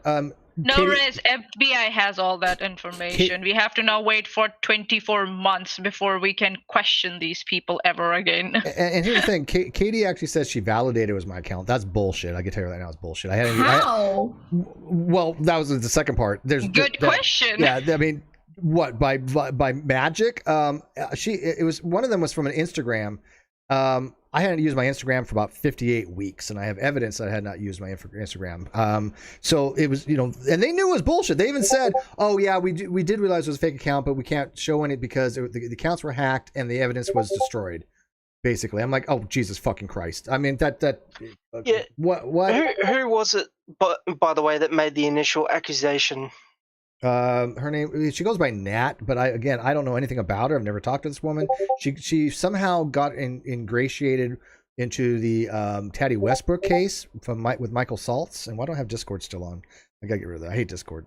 Gotta get rid of it. Can I make a very vitriolic statement toward this person? You can do whatever you want, man. I don't. Cool. Thank you very much. I've learned a long time ago. Don't control Australians. It'll never work. A coof. I got no control over the Aussies. You're a fucking coward. Either put up or shut the fuck up. No, she's not even a real person. This isn't a real person you're dealing with. This is some troll in the UK that I from my understand, is a professional shitlord that just wants to get into communities and cause problems. A 4chan level shitlord is what I understand. So I mean, you're not dealing with a rational person. I just found girl defined on Twitter. Lucky you. Exciting. I'm really sick of having to be on the defensive because of all these fucking shitlords. But we're not. That's what I'm saying. I'm fucking over it. Nobody's on the defensive. That's the funniest part. It's like, hey, look, we're pointing out the fuckery, right? We're pointing out what people do when they are just being shitlords, and everybody in that hangout was being a shitlord. There's nothing to defend. I'm not defending anything because obviously I didn't send any fucking death threats. This goes back to our you defend yourself against evidence, not accusations. Right. If you spend all your time defending yourself against accusations, then but that's what people expect, right? There's like there's a bizarre standard that seems to come from this drama community or this commentary community that you ought to be addressing whatever claim somebody makes against you, which is absolutely Never do that. absurd. Like, bitch, I ain't got time for that. You very rarely see me ever do that. Matter of fact, Chester and I have that pretty firm policy. We don't address allegations. We address evidence unless there's specific reasons. I mean, sometimes there are reasons to. Sometimes there's enough people in the community. I'm and this is one of those times. Sometimes there's enough people that we are familiar with that are like, "Hey, what the fuck?" And we're just as confused as you are. But sometimes we'll put in the extra legwork to be like, "Yeah, where did this let's come get to the from?" bottom of this because this is, because just I'm like, what the hell are they talking about? Fuck if I know. But so this is one of those instances where enough people were talking about it, even though nobody's taking it seriously, right? There's nothing to defend. Nobody has taken it seriously because even they said, "Oh yeah, this was a fake account." It reminds me of that one person who was like, "I don't have any evidence it was them," but it was them. Yeah, but again, how do you verify it's an account? And then they said through IP addresses. I'm like, oh, really? That's going to take a little bit more than you just saying so. Then show it. As Rez pointed out, that would have been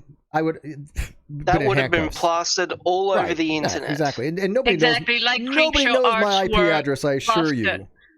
You know how the print screen button would never have been pressed so fast in the history of humanity. Yeah, broke the sound barrier. Because that's why all of the email was deleted, is because they pressed the print screen button so fast it caused an EMP wave that destroyed their entire history. Who believes this? Somebody hacked in, destroyed the very screenshots that are saying validated all of this. I'm like, okay, if I had that kind of skill set, what the fuck am I doing on YouTube? Yeah, really. Also, I'm gonna be fucking working for some kind of CIA. Steve being a bumbling producer is the best cover up for being a lead hacker I've ever seen. Yeah, I mean, I got limited skill sets. It took me 3 days to do a Python program, for God's sake. But I mean, it's not even like you don't know somebody that would be able to help you find a buyer, because like if you wrote some like top tier code, Ruhif be like, "I'll sell it for you. Give me that." Well, and that's what's funny is he because he has all my Twitter data from my lawsuit, and he's written code to go through and parse through certain things for it, to find the things for me, and he don't give a shit. It's all boring to him.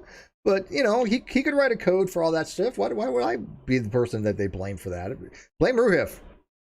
It's like they didn't learn from like the Creepshow art situation. Like as soon as like her IP address was like traceable, like what's the chick's name? Ready to Glare? I don't know who it was.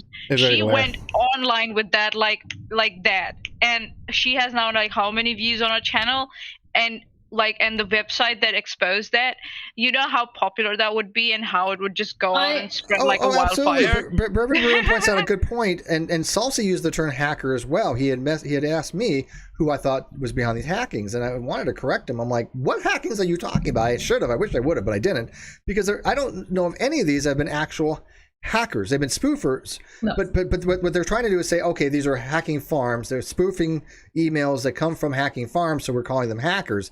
But I think that's really a misnomer. But I understand why they're calling them hackers, because they're talking about spoofing is what they're talking about. Nobody hacked in anything. It's faster and people understand the terminology. Right. But I mean, anybody that kind of even knows the basics of email can recognize a spoof. I mean, that's nothing. I mean, okay, so here's. Do you have any idea how like all over the internet it would be if there was ever a video or audio leaked of Steve being aggressive or saying he was going to kick a dog? Meanwhile, we've actually got audio of somebody threatening to kick a dog. And here's the thing: none of them have ever found my porno on Pornhub. None of them have found that. Yeah, what the fuck? Not one have found it. Yeah, not one have found it. Get me that fucking Steve porn. Yeah, go get it. Go find the porn on Pornhub of me. Oh, Steve, you're such a tease. There's actually not. There's one of my roommate though. My roommate is on Pornhub. Yes, but it wasn't Steve, of me. You fucking liar! Yeah. How dare you? But it got them all excited. A lot of them were like, "Oh, let's go find it." But yeah. What the fuck you lied? It wasn't of me. It was of my roommate. Yeah. Did you film female it? roommate? No. Were you the cameraman? No. It was. Or were you the director? Or it was actually before. It was actually before she moved in with me. Ah, okay. Yeah, that's fine. That's fine. And it's yeah. So yeah, I'm just like, people might like, trolls might be like, oh, how dare you expect an apology from, you know, these people? You're harassing them by expecting an apology from them. And for those idiots, I just have like, we have every right to expect an apology for false accusations. Dipshits. Fuck There's off. also a difference between expecting an apology and accepting an apology. It Yep. makes sense to expect an apology that you're not going to accept at the same time. Yeah. Yep. Those aren't contradictory things. It makes sense to, like, if you have, I don't know, an ex-boyfriend who's abusive to you, it's reasonable for you to want an apology. It's also reasonable for you not to accept that apology. It's also reasonable for you to accept the apology, but also tell them to fuck off at the same time. Yeah. I could say, look, I accept your apology, but I want nothing to do with you. Yeah, absolutely. Yeah.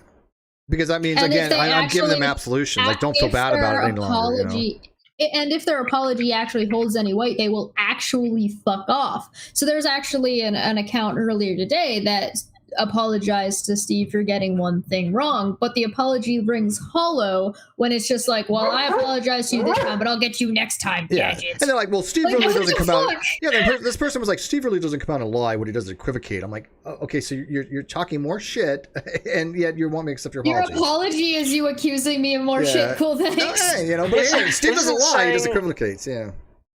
Isn't saying Steve doesn't lie, he just equivocates an equivocation? Well, it's definitely not being like intellectually honest.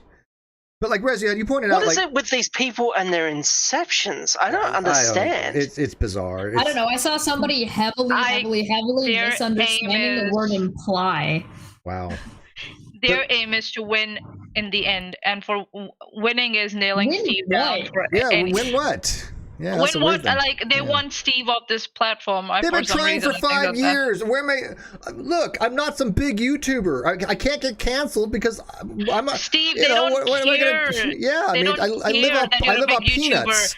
You know, you are the solution to their self-righteous moral standards and they want to and their position. But if I had 5 people watching, I'd still be streaming, right? So where am I? I mean, like I said, I'm not some big person that can cancel. I put out videos on philosophy, but Rez, for them, you are. You have a free rent in their brains. That's because they obsessed by me. But Rez, think about this.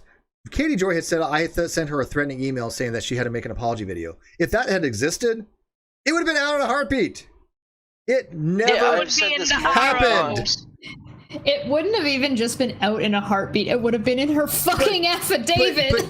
But yeah, exactly. The evidence, right? But here's the thing. Nobody asked her for it. Not a single fucking person in that hangout dared ask her, well, do you have that? I mean, sure, somebody could fake one for her. There's something to be said, and I said this. Let me finish because it's important. If any email ever comes out, it could be shown to be fake because I could show you. I've never sent her any email of any kind, period. I mean, I know her address because she gave her address to me once. I was supposed to send her something, and I never got to it. But I have never sent her an email. So there's something to be said for when it comes to like ethics and stuff for interviewing. Not every interviewer is going to do a good job interviewing a different person, right? So I said this to Nick. I was like, listen, I don't think that you shouldn't necessarily interview Kyle. I don't think you have the chops to interview Kyle. You don't have what you need to be able to stand up for Kyle. You're going to spend all of your time wishy-washing around to make sure he doesn't just fucking hang up on you. And you're not going to be able to behave the same way with Steve, so it's going to undermine your entire point of what you're trying to do.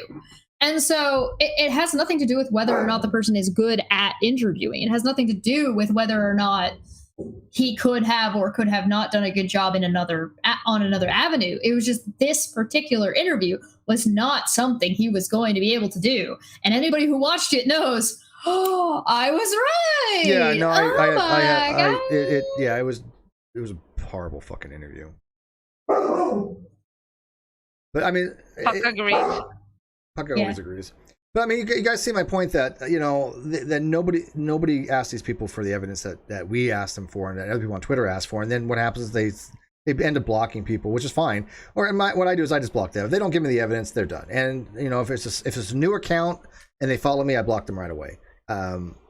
It just I don't accept anybody's accounts any longer unless they've been established, because why bother? Because if they're sea lioning and they have a brand new account, they're just a regurgitated troll from from somebody else who's already been blocked. Or it is one of them. Yeah, or it is, yeah. So. But I just think I thought it was amazing, and nobody gave her any pushback on that. It was like, oh, okay, Steve sent you a threatening email forcing you to do an apology video, which, by the way, I have extremely good exculpatory evidence on that she lied, but it's not public yet. But nobody asked her. Like, okay, how did he threaten you? Where are the threats at? Because it never fucking happened. The moment, Steve, that I suspect you're capable of making any kind of threat outside of "I'm going to sue you" is the day I leave this channel forever. It's the day I get off the internet myself. I've never had a reason to threaten anybody besides legally speaking. But even that's taken out of context from people. There have been people that have like, for example, even with Todd Chrisley, he threatened to sue and things like that. And Katie's calling it extortion. No, it's not. That's not how it works.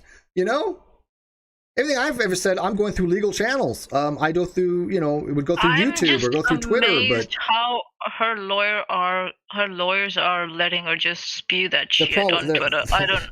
They're getting paid by the hour. They don't care. They're probably getting paid by the hour. So it's like, whatever. I think that there's a whole nother aspect of this that people have been asking, right? They're like, well, why doesn't Steve just go through the legal channels? Why is he talking about this? And it's like, okay. Let's follow that rabbit hole. What if he doesn't? What happens if Steve does not talk about Katie? Because we know that she still talks about the Duggars and they don't talk about her.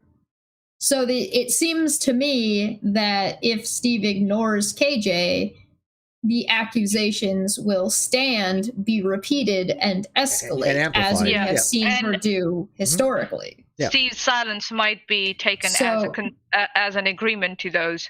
Well, as far as they're concerned, right? Accusations. Well, it will be. It won't even necessarily just be that. That will be viewed as why doesn't Steve address this? Why doesn't Steve talk about this? Why doesn't blah blah blah blah blah blah blah on and on and on and on and on and on and on and on. So Steve's in a catch-22, right? Either he doesn't talk about it at all, and it festers and gets worse, and he gets harangued about it from all over the place, including people that, if he did talk about, would know better, or he talks about it and he gets crucified for talking about it because, well, why are you even talking about this? You can't win, right? You can't. Yeah, it's a catch-22. So what's the lesser of the two evils? But here's the thing: not everybody can file a lawsuit. It is a very intricate process. Now, I've made it very clear. One of the reasons why I dropped the whole TRO thing was because we had that NDA. The RO never came to fruition because it never went to hearing. People have lied about that, and look, people know that they're full of shit on that by now. But the VAW thing, that lie has promulgated. There is something to be said for legal action against that. Those things take time. I've said before that I've long since have had reasons to sue her. Things are happening, but they don't happen at their pace. That's not my responsibility. That people are saying, well, you need to sue faster. You need to do this faster. It's not how it works. Let's flip it. Let's say, okay, KJ was harassed by Steve, let's say, and Steve is like, well, no, I didn't, and then he starts ignoring it.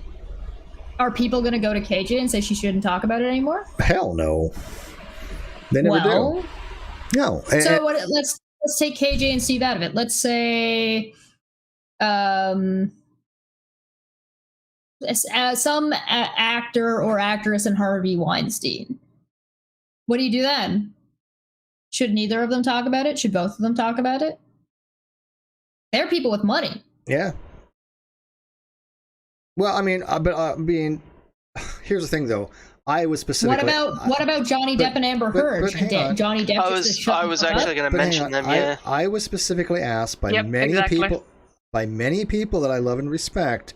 I was asked to not bother with her any longer, even though I knew they would escalate, and I obeyed their wishes. Okay. Now, do I regret that? No. I think that in the long run, everything that I've done up to this point has been the correct action. But because you know what, I've listened to them, but I also listened to my attorneys, right? And so the reasons why I listen to them is to put me in a position to be in the long run in a much stronger position than anybody who's ever lied about me. It even says that in the NDA, pending further litigation. Right. Exactly. I mean, like, the first thing a lawyer is going to tell you is to stop talking to this person and stop talking about this person. Not necessarily so. Not necessarily. Yeah, I mean, look, Scott, my lawyer Scott, he knows exactly what we talk about for the non sequitur case. He knows. It's nothing. He doesn't care what we say because one, he knows we're not idiots, but he also knows that it's effectively over except for the final judgment. Right? We've got a partial judgment. We can get a final judgment pretty soon after we have a few more things that we're doing for what's called Rule 37 for discovery things and for what's called charging request. So once that's done, we can get a final judgment. We don't need Kyle any longer. But we want to wrap it up in a nice little tight bow and then have him prosecuted for perjury and other things. So if he doesn't get arrested for the criminal contempt or the civil contempt, we are going to wait until the perjury charges are at least filed for that. But as soon as that happens, we can wrap this case up. But he doesn't care we talk about it. Right. And so even because there's like some cases where, you shouldn't talk. And it also depends on which party you are in a case. Right. It would probably be and would have been in Kyle's best option to shut the fuck up. Right. Yeah, exactly. Right. Because my other lawyer. Don't move. He said, with the fucking law saying, hey, tell us if you move, and then say, oh, I didn't update anything, and I moved. Fuck you. My other lawyer said, I don't recommend you doing commentary, but you can. He's like, but if you do, you cannot be, you can't use any kind of derogatory terminology, right? You can say Katie's wrong on this because of this. Here's the facts. You can't say she's wrong because and she's an idiot or anything like that. You can't be derogatory while the NDA is in effect, right? I fully understood that. I chose not to, and people were saying you can't even talk about it. People have the NDA now; they know that was a lie. Did any one of them apologize for that? That they got it wrong? Did a single one of them apologize? Even if you take out the apology part, has any single one of them made a correction? None of them. Not one. Oh, I think Keon did to you. Egos. Keon was the only one, and it was to you. Keon is a totally different section. Keon has been making an attempt to get away from those people. Maybe I don't know. The point is that a lot of the things weren't coming from Keon. Keon was repeating. He was buying into their bullshit that he thought were true. Yeah, exactly. So I'm talking more like the people who are on channels doing this. Yeah. Right. So there's but like I said, I listen to my legal advisors because that's what they're paid to do, right? So you gotta be careful on that, Rez, because people know I do this online. They know that we talk about these things. But as my one lawyer said, the truth is always a positive offense, right? The truth is always the best offense. Now I do have something that I have not released yet. I have asked one of my lawyers, can I release this? They're thinking about it, but I haven't got explicit permission to release it yet, so I haven't. But I have asked about it. It's just one of the very few things that I've not released publicly, but when I do, it's game changing. A lot of the time, it really just depends on the context of the case. Yeah. You're talking about that the on average, there's a criminal case and the police are arresting you. Yeah, shut the fuck up. Don't say fucking a damn thing until you talk to a lawyer that's working for you. Don't talk to the police either. Yeah, exactly. But in many cases, they'll tell the victim to not talk to or about the person that wronged them. Yeah, the perpetrator. Yeah, but these idiots were saying, "Oh my God, the judge is watching everything." The judge never watched a goddamn thing except what he sent, and even then, it's very minimal. And so when people are like, "Oh, well, so this," the judge is going to hate that. Judge, that's not how it works at all. I mean, everything the judge would be given would be truncated down to the very important parts. Now, I will tell you this: he did know about what was happening on YouTube. He was not oblivious that people were talking about the case on YouTube. So, The first judge, Gale. He knew it was well talked about on YouTube. That much I did find out, but I really do hope that the judge watches the video of Kyle telling everybody who thinks he did anything wrong at all in regards to this can go fuck themselves, because I just thought that was funny. The new judge, that would be hilarious, but I doubt the new judge, the old judge, everybody that's involved, like the clerk, all of them. Yeah, that was hilarious. I feel that's the kind of video that would like make the rounds at the office. You know what I mean? This fucking guy. Clerk is the person that transcribes, right? The clerk is the one that does the transcriptions. Yeah. Yeah, I was going to say like. Well, no, not the clerk. No, the transcriber. The clerk is actually the assistant to the judge. Oh, right. Yeah. That's why I wanted the clarification. Yeah, and so like Kyle's lawyer, Scotty Lee Forbes, she used to clerk for Judge Gale, and she was not happy that she was kind of made to be look like the fool in front of her mentor. That did not bode well, because Kyle had directly lied to her. It was her first fucking case. It wasn't her first case. It was her first case in front of him. I found out. Oh, okay. Yeah, I thought it was her first case as a judge. No, I don't think so. It was the first case that she had in front of Gale. Steve is talking about Kyle's lawyer versus the new judge. The new judge, it's her first in this position. Oh yeah. The new judge is new. She's brand new. Yeah, that's what I thought. Yeah, well, she has other cases too. She got assigned like 12 cases right off the bat. This happened to be one of them, and she got up to speed pretty quickly, because you could tell each time she had done a new thing, it got progressively a little more aggressive. I hope she's ready to go, because like, goddamn. Oh, I have no doubt she's gonna work with the DA. I feel sorry for this judge. This is like her first fucking case, and she's got to deal with all this bullshit. Well, at that point, it's not worth it. And it's a precedent-setting case. Yeah, no shit. This is the kind of thing that people will be citing in the future. So even as a judge, it might be in her best interest. And why would you want to piss off a new judge? Right? You can have a fresh start, right? He could have had a fresh start, but no, he went out of his way to piss off this judge. And now again, and did I not tell people before the status hearing that we were going to be asking things that he was not going to like?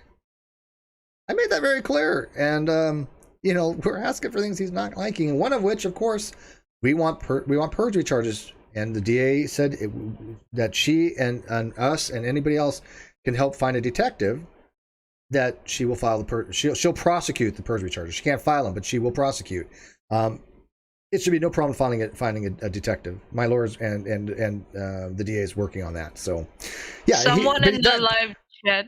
What? Sorry, go on, Steve. I was just going to say that Kyle could have avoided all of this. Even if I never get back non sequitur channel, even if he didn't get for criminal and civil contempt, he's facing actual criminal charges now that can end up in prison that he probably could have avoided.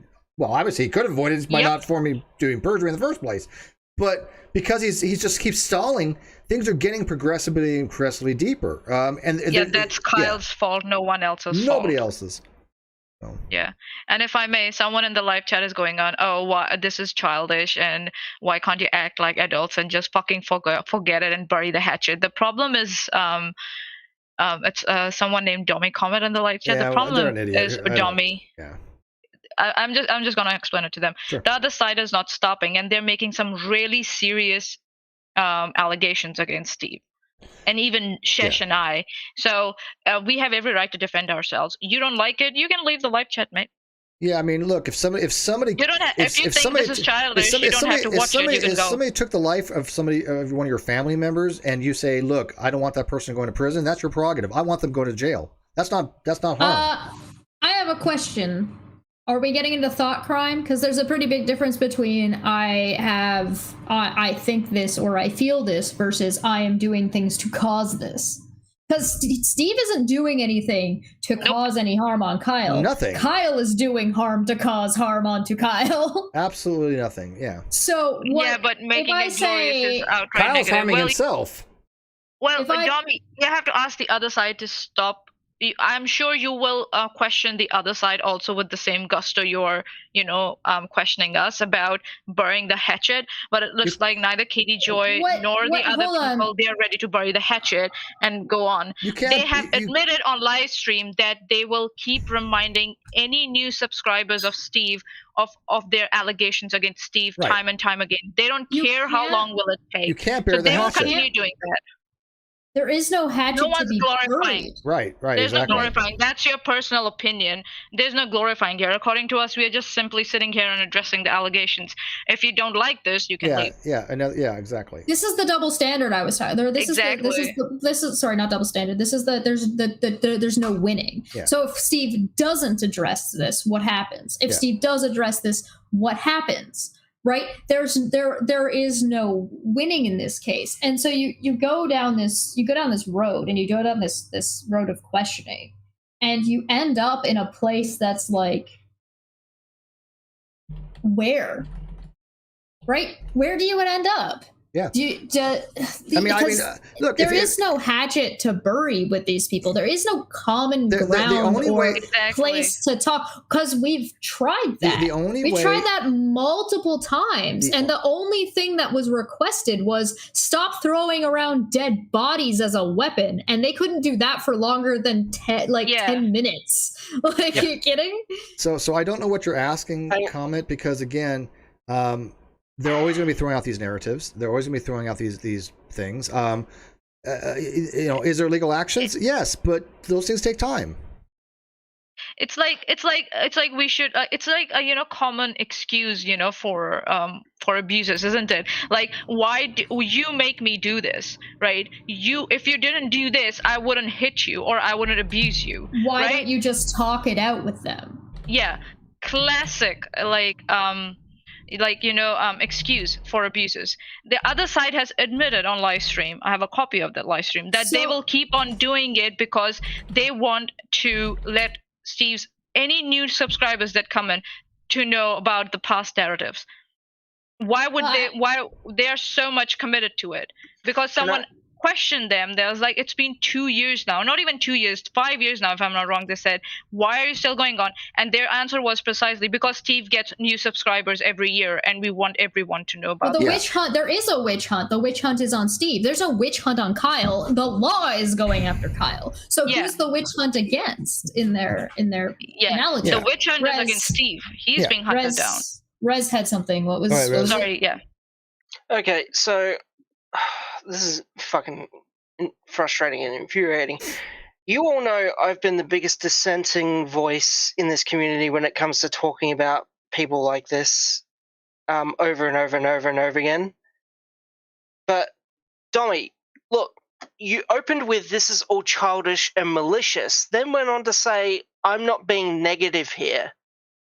You can't have your cake and eat it too. I'm sorry, but what your comments are amounting to is nothing other than, we shouldn't be talking about the people that are talking about us. Don't talk about me talking about you. Yeah, exactly. Don't talk about me talking about you. And how could that be childish when we're talking about tens of thousands of dollars?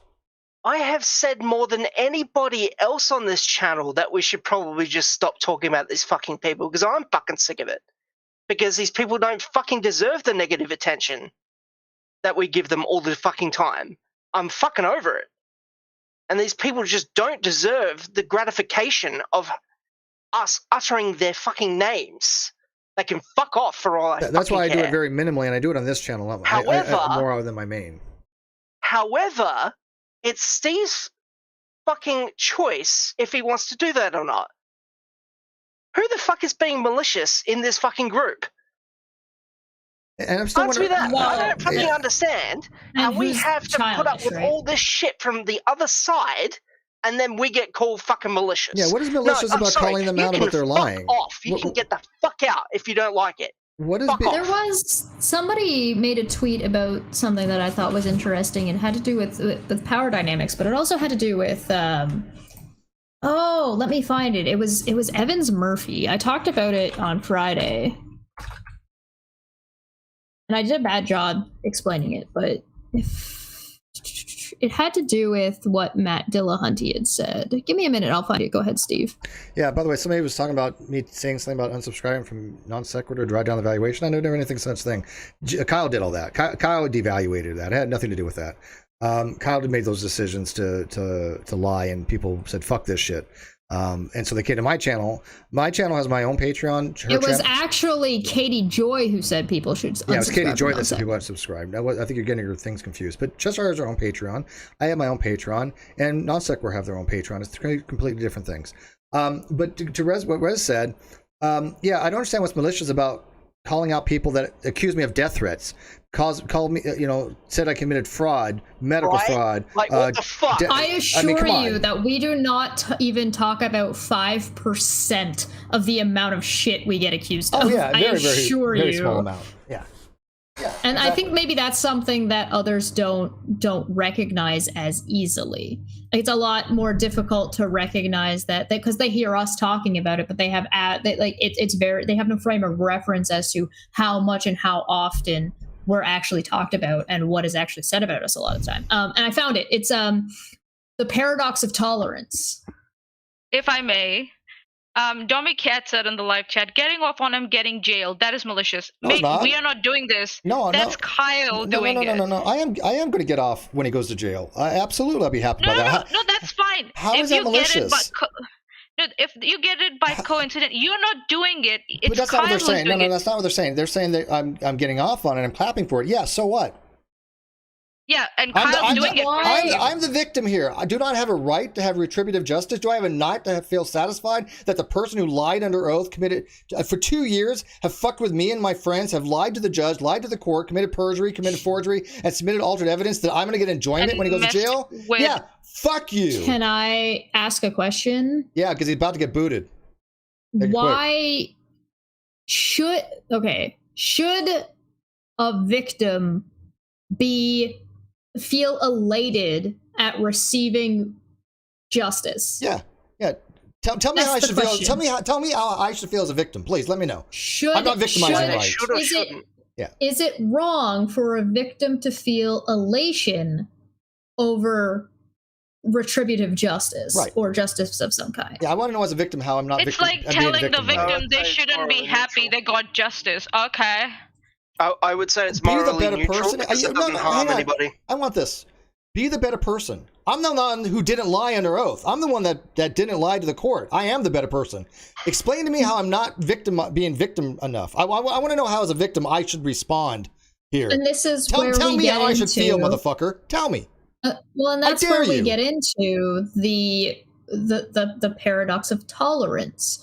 Why should Steve be expected to tolerate not just Kyle, but the number of people that are supporting him and detracting from that whatever issue, as well as accusing him of a lot of different shit, and a lot of us? Why should we tolerate that without speaking about it? Why does it matter how many times I speak about it as long as it's an ongoing issue? Kyle is not resolved. This is an ongoing. He still has the channel. This is an ongoing thing. These people haven't retracted. They haven't retracted or corrected their errors, factual errors. Between like these waxy people and the number of people who have said other shit about Steve that have just been factually incorrect, have not even issued corrections, let alone apologies. So again, my question stands. Should a victim not feel elated or relieved or any kind of positive emotion after they've received validation or justice? What? Why? And why, if that's the case?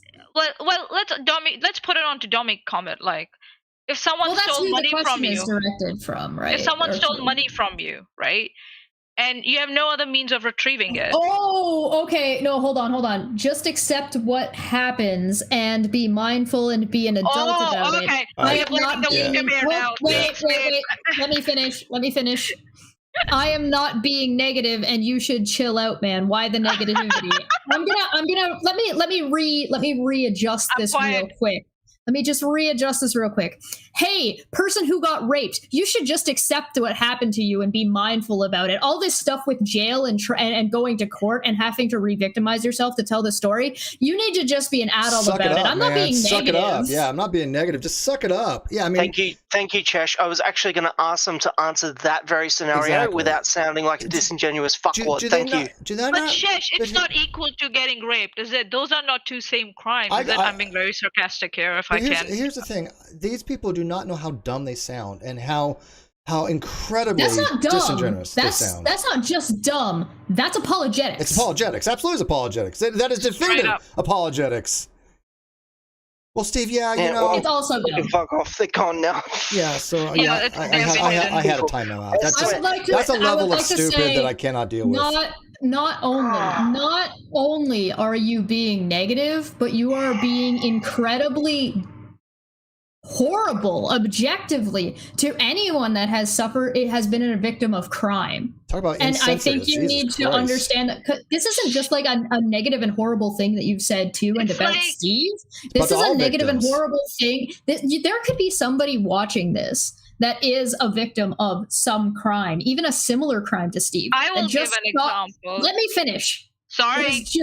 That is just finished. That is just watching this and sees the live chat, and you've now re-victimized and told that person to just accept what happened to them because you're a fucking asshole. Yeah. Good job. Be an adult here. How about you be the adult here? Exactly. How about you be the better person? Accept consequences of your actions. Understand that there are consequences to actions of theft, and there are consequences to actions of lying, and there are consequences to the action of accusing people of crime, and there are consequences to being a shitty fucking human being. And sometimes those consequences are you send yourself to jail, and it's not. Oh my god, this is fucking Jimmy Snow all over again. It is not the responsibility of the victim to give a shit about the mental state or whatever the fuck happened to their abuser. It's not Steve's job to give a shit about what happens to Kyle. However, Steve's not sitting here accusing Kyle of shit he didn't do. He's not sitting here calling Kyle random fucking names. He's talking about court proceedings, and you're calling it childish. And here's the thing: I have backed up everything that I accused Kyle of was backed up in court. He has been found liable for these things. I have evidence for it. I've not falsely accused him of fuck all. Yet I get accused of fucking shit all the time that I've never done. Never would do, and yet people sit back and go, "Oh, it's just Steve. We don't have to worry about it. Don't worry, Steve. Just be a bigger man." Hey, go say that to Rachel Oates about any of the situations she's been fucking stuck in the middle of. Go ahead, go do that. See how that goes for you. Again, as you guys know, I've said a lot on this channel that I think we talk about these people too much. However, I would never in a million years say that we're wrong to do so, or that the onus is on us to be the better people when we are exactly that already. Because we're in the right, they're in the wrong. Yep. How fucking deluded can you be to expect someone to be on the high road above the high road they're already on? Letty also makes a good point and says, no, Chesh, we just need people to be positive and let people commit crime. Okay. Yeah, I mean, I don't know. They made another point. They said, don't be negative about someone committing an ongoing crime against you, LOL. Yeah, I don't know what higher road to be taken. But how do you be positive of this person stole from me? What I want to know is, where are these people going over to call these other people out that have been laying the false allegations? Right? I don't recognize these names going over and saying, hey, why are you making these false allegations against Steve? I mean... well, Steve, you don't watch this stuff. Surely, because people send you screenshots. People would tell me, actually. That's what I mean. Clearly, people do send me screenshots. Right? Yeah. So, you'd think that it would be something that we would be aware of sometimes. Yeah, people would be like, who's this person defending you? I like them, Could you imagine if the people who started this shit got the amount of pushback that Steve gets from people telling him that he shouldn't be, as a victim, he shouldn't be talking about his, like, what he's a victim of. Yeah, they'd be ran off. Could you imagine that kind of pushback over there? Or how about this? How about this? The amount almost of like they're an echo chamber or something. The amount of evidence that I have put out compared to the non-existent evidence that Kyle and Katie has ever put out, they're literally non-existent evidence of anything that they've ever said. I mean, I mean, it's like at this point, it's comical that anybody would believe anything that Katie, Uni, or Kyle says. I mean, you've got to be seriously just delusional, or just have such a hate boner that you don't give a fuck one way or the other, or both. I don't like it when people try to frame being angry or upset about something as immature. Because that's not immature. It's not immature to have emotions. It's immature to think nobody should. Yeah, I'm sorry. I'm not going to apologize for wanting Kyle in prison. If you got an issue with that, don't watch. It's not going to change. That's my. That is my goddamn right as a victim to feel. It's very funny that they have like such high standards, like of like expectations and standards of behavior for Steve, but none for the other side. Right, or for themselves. Yeah. Even if you did, right? Even if you did have an issue with that, welcome to people being individuals and not being in an echo chamber. We don't always all agree with each other. If I think that Steve is wrong, or I disagree with Steve being happy about getting Kyle in jail, I might think that way. And there may be times where I could express that to him when it was appropriate. But that doesn't mean I'm going to stop being his friend, or that's not a deal breaker. But for you me. Can you imagine, Cheshire, if you came to me and say, "Hey, Steve, you know, I was out at a bar, I was talking to this guy, we walked outside, I think he slipped something in my drink and he raped me," and I'd be like, "Well, you know, you kind of like have to go past it, Chesh, you know, and maybe he was just having a bad night. Take the high road on it, Chesh.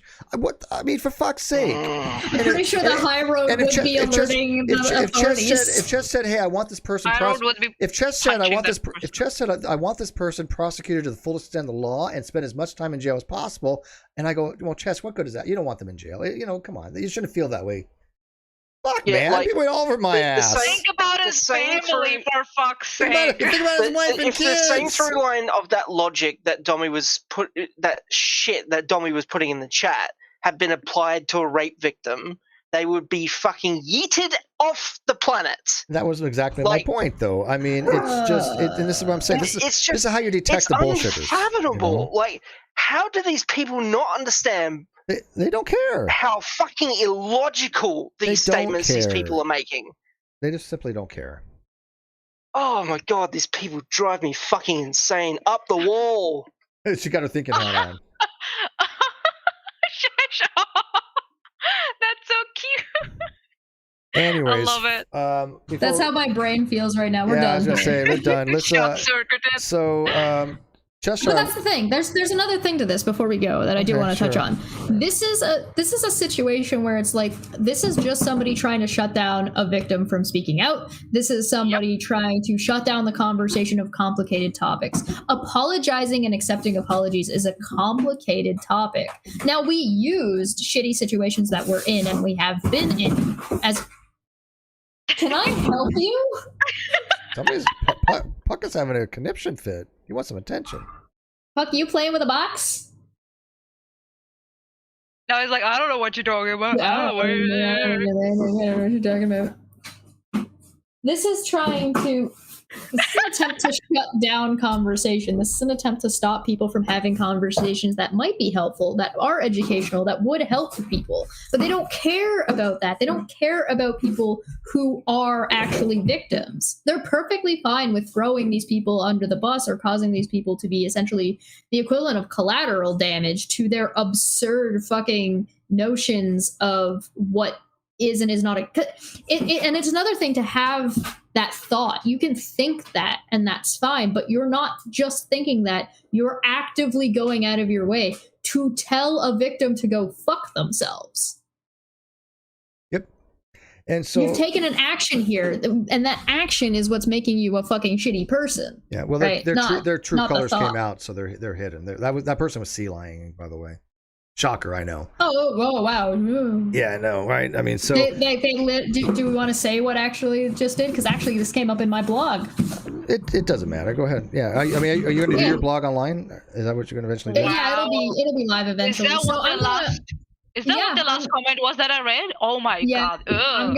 I'm gonna read it out so that way people know exactly. So we entertained this person. We entertained their I'm gonna take a screen cap of it. We talked about it, and now they're gone. And you want to know why? When we said, "Hey, listen, we don't actually address probably 95% of the shit." This is gonna sound ridiculous with what I got on my head, but I'm keeping it. I'm committed. The thing they said was, "Yep, good human beings right here." Oh, Steven, who had convicted rapist on his channel, who raped his daughter. Disgusting.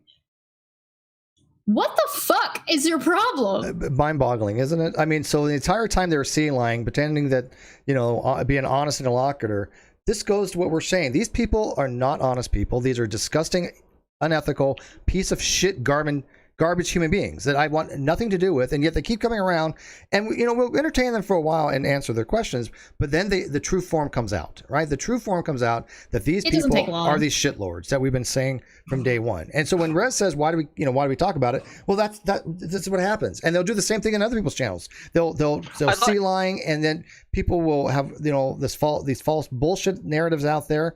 So occasionally when we address certain things, like this video is addressing why somebody would go on another person's channel and be allowed to spew allegations of death threats with no evidence whatsoever.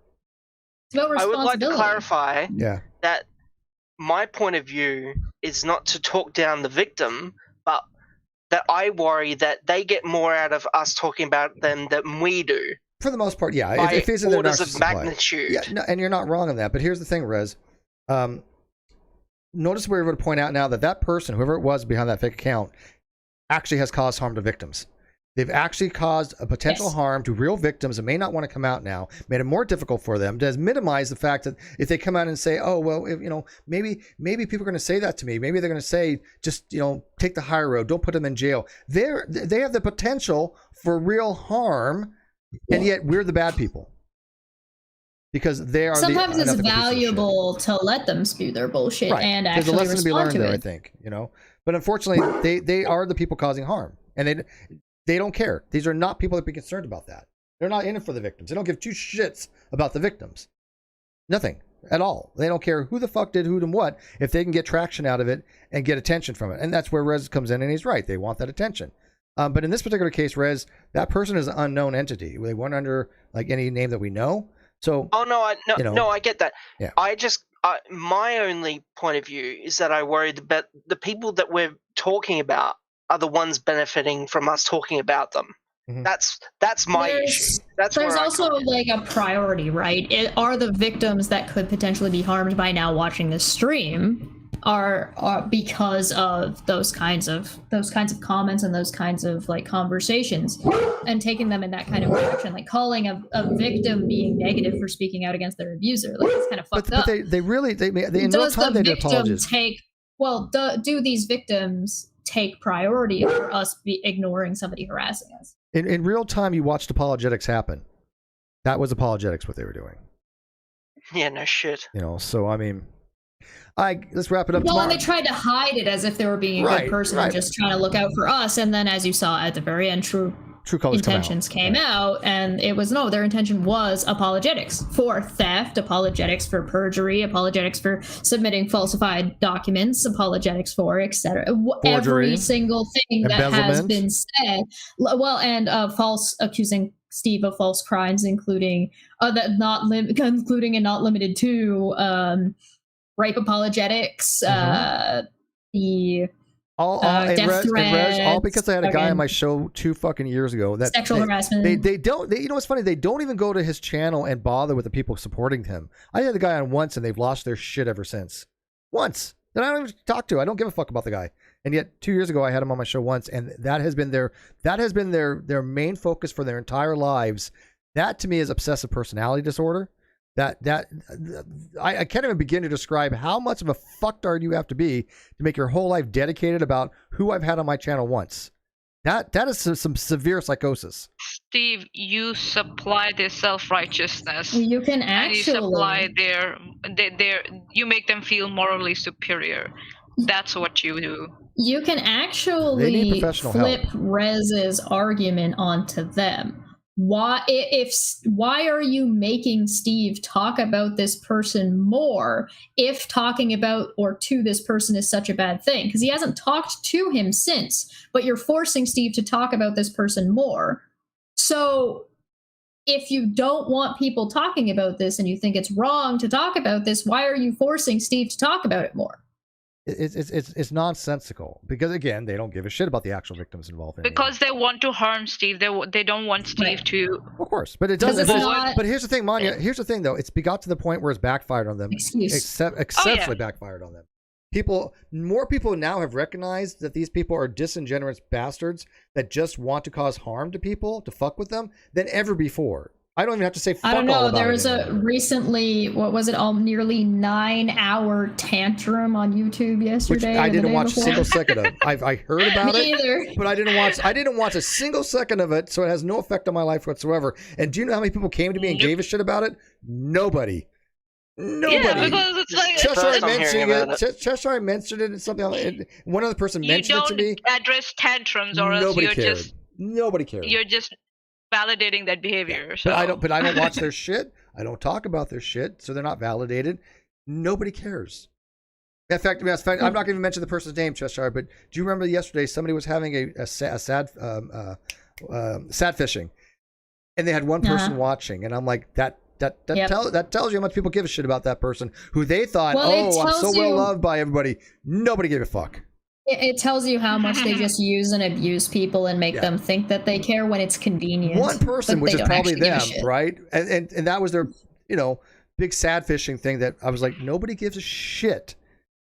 Nobody watches their stuff that doesn't already believe them or isn't just laughing at them at this point. Nobody. Actually, Thoughts by Dre Brown makes a really good point. It's because they want sound bites of Steve still supporting him. Yeah. So they keep bringing it up so you'll talk about it, that way they can get something they can utilize against you. And so even though the bottom feeders, right. And I accept that at this point. It's funny, like that's a very good point. They don't ask Steve what his current position is. Doesn't matter. They don't ask him that. They don't clarify that. I want to tell him anyways because I don't talk to them. Bringing up the old accusation. Yeah. So if Steve's like, no, that's not what I was talking about, they will clip that. Oh, look, Steve's not denying it, so he supports it. You're like, have you honestly approached Steve and asked? Oh my God, they blocked me for reasonable criticism. Don't tell him that, Manya, because none of them will ever be approached. I don't want any of them coming near me. None of them. Stay the fuck away from me. No, it's too late for that. I get that. But they never did that. Yeah, they never. Yeah, of course they never did because they never cared. But no, I don't want any of them approaching me. I don't want them anywhere near my channel. Self-righteousness, Steve. You make them feel self-righteous and moral, and that's because I'm better than them, and they can soundbite me on that, and they live off my coattails. Basically, they live off your coattails. My little droppings they can have. By all means, you're their narcissistic supply. Absolutely, it is. Hashtag Rez was right. There's one way to. There's one way, I think, moving forward to deal with this, and it's essentially the equivalent of love bombing. So anytime these people come around where they're blocked anyway, it's to just be disgustingly positive about whatever Steve is up to recently, or whatever Manya, whoever they're talking about, whatever it is they're talking about, be like disgusting. Like, could you imagine how brave Steve must have been to even get in a conversation with that man? Oh my God. And he was able to get such good information from someone who's otherwise a disgusting human being. What a blessing that stream was. Yeah, just like be gross about it. I am the God King. And the other thing is to just bury them in positivity. So you see one negative comment and you see 40 positive ones. Well, here's a negative becoming a positive. Right now we have 27 likes and 37 dislikes, which means that Steve's haters are actually more than 100% more effective at promoting Steve than we are. Thank you very much. Which is hilarious because both dislikes and likes are counted as the same rating. Yeah, this is even my main channel, and look how much they love listening. And yet I don't listen to a goddamn thing they put out. Like literally, I do not. And so I command their attention, but they don't command mine, and they hate that. I don't care if they listen to you or not. They just came here. They gave a dislike. They gave you engagement. They contributed to your algorithm. Thanks, guys. They literally contributed more positively to Steve's channel then the rest of us did. This is my alt channel. It's True. I don't expect anybody to watch much of these things after the fact. But yeah, you're right. I mean, but see the point though. I don't think they understand how little I care about them. I mean, in the negative, how much I care. I never watch their shit. Will never watch their shit. They can say whatever they want. Any people that watch their shit know it's full of crap at this point. They're preaching to a small little echo chamber, and they want to do that. More power to them. It's not of any consequence to me any longer. They're just scum, and they can spend 8-9 hours, or whoever it was, having a little video telling people how bad I am. Whatever. The people that know better, and the people that want to believe them have thought that way for the longest time. You anyway, don't want them around you anyway. Yeah. So I'm more concerned about many other things going on than any of that crap. And I'm taking care of those things. So I got my own things I got to take care of with certain people. It's one of those things where it's timing, right? Like, yeah. I think Rez is right. I think there's going to be there will be a time where we will not have to address most things again, and we already don't. Right. But this is the new thing. The death threats is new. This is why I'm talking about it. The death threats. Puck, could you fucking stop? Puck, please. Take some Prozac, dog. Do they got? Sad face. Shush. Stop. Thank you. Prozac, man. Oh boy. Oh no, Shesh screamed at her dog. She tortures her dog. Oh my god, He's Shesh screaming is so at cruel. me. He's losing his shit. It's a back and forth. There will be a time and place where things need to be addressed, and a time and place where they need not be addressed, right? So right now and for the past little while, we've been stuck in this intermittent time frame because of Non Sequitur Show. We are stuck in this place, and while we are stuck in this place, these people are going to be able to lob every single thing they can think at us. And because we're in this intermittent place, we're in a position where it's necessary to address more than we would otherwise. Yeah. However, there's a time limit. This is a window of opportunity, and that window is not going to exist forever. It's just a matter of time. So these people are not only operating within a short time frame. Like, you remember how they all got fucking quiet as shit as soon as that arrest warrant went out. And some of them saying it still was fake, and it's like, okay, now you've lost your fucking right. But there's a reason why he didn't get arrested the other night, though. Sure, and there's the thing is that the window of opportunity is going to get smaller and smaller. It's gonna go away, and a lot of their content also loses complete relevance. Mm-hmm. Caffeine Corner episodes are always going to be relevant. This episode is always going to be relevant because they make it that way, mm-hmm. right? They forced it to be that way. However, once things are back and running again, once we get out of this intermittent time frame, which again is a limited period of time, a lot of their content falls by the wayside because it's not worth anything without us being in this position. There's definitely time. There's a time limit on their content, to say the least, and they're trying to make it. And we said we're going to make it worse before it gets better. But yeah, so because the CVS warrant is from the civil system, it was only in the sheriffs. They don't share that same database with the local police. However, when perjury charges are filed, those are criminal charges. That goes to all the law enforcement. Now, local police can enforce the warrant that's out now, yes, but it's not in their database. That's why when he got stopped, they didn't have that on record. That's what I found out. So that explains it. But it's unfortunate. If he would have got pulled over by the Wake County Sheriff, then he would have got arrested. But he didn't. But when it goes criminal, then it goes to all law enforcement. Letty says they'll have to go back to G-Man and Shanny 24/7. They do that. Well, they flip flop. It's either G-Man, Shanny, or Steve, I guess. Yeah, the thing is the point is that I agree with Rez. Like in the perfect world, Rez is correct. We'd just be able to ignore it, move on. Unfortunately, and for most things we do, but unfortunately, until we are out of this weird window position, which still could take another couple of months, it is what it is, and we'll need to address what comes up. But I think that we failed in our endeavor to figure out who the fuck Waxy and these people are. None of us know who they are. Yeah, and probably, like I said, we still don't know yet. We can ask for a final judgment pretty soon. We're just not asking for a final judgment until the DA files perjury charges, from what I understand. We want them filed first. That way there's a criminal warrant out for him. That way we don't give a shit about the civil or the other warrant. And then I'm gonna make now there will be a civil warrant still out for him, even if we do have a final judgment, because he still has to show the books or whatever. I mean, there's still some things out there that are unresolved. And for example, we're going to be doing charging orders where everything related to the non sequitur show, copyright and everything else is going to me. All assets are going to me. That's still going to be something that he has to go do, or he'll be in contempt. So even though there'll be a final order as far as what the judgment is, right, as far as monetary, as far as legal things, as far as the cost for the lawyers and all that will be done. There'll just be a standing contempt charge until he turns these things over. So when he gets arrested for the perjury charge, he'll also be under that contempt charge as well. Does that make sense? Does everybody kind of get that? Welcome to the. It makes sense to me. Welcome to the fucking North Carolina legal system, but whatever. That's kind of how it works in every state, but that's what we're going for, because we will be going for a final judgment. The judge has allowed us to do that. It's really kind of atypical, but this is one of those rare situations where he's not showing up, so we can still have the civil contempt, but we can still get a final order. We don't need the books at this point. We can ask for something, and then if he wants to refute it, he has to show up to refute it. So we can ask for pretty much anything we want within a certain amount of guidelines.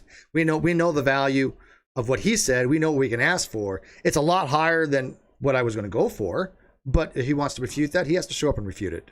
And he can't discharge that from bankruptcy. I would be curious to see what would happen. Like, I know this is not going to happen, nor am I encouraging it to happen, but I would be curious to see if the next time one of these people that we know that go off about this shit and spend all their time talking about any of us when they get the opportunity, if they got flooded with comments. We're in a cult, right? Mm-hmm. So it would make sense that our cult members would flood their live stream. I have the laziest minions of any cult leader. Seriously, laziest minions. Yeah. That obviously not to harass them, but simply just to correct misinformation. I would just it'd be curious to see how they would react. Waste their time, though. Well, I know. I'm just saying I would be curious to see how they would react to the shit that they to the shit that they throw at us, especially if we did so in a manner that was, hey, listen, that's actually incorrect information here. Because we know that if it's an individual, they just block them. But what do you do if it's like 40 people? Like, what happens? Yeah, well, I think that's given more attention. I think that's where Rez comes in. That gives them more attention, and that just feeds into their. Oh, look, yeah, I was going to say, like, I know. That's why I'm talking hypothetically. I'm not encouraging, nor am I suggesting anybody do this. I'm just curious as a hypothetical to speculate, to be like, how would they react to the harassment that Steve gets? You know, as soon as one person says something against them, they flip the fuck out. So what happens if you get like? What happened if they found out that we had some kind of Discord that, of course, doesn't exist? I mean, it must be Red's Rhetoric's Discord, right? That is just taking screenshots of all of them, all 20 people, right? Red's Discord exists as much as like hell does. Okay, it just. Red's Rhetoric's Discord is the flat Earth of Discord. Yeah, can you imagine what Red's Discord must be like?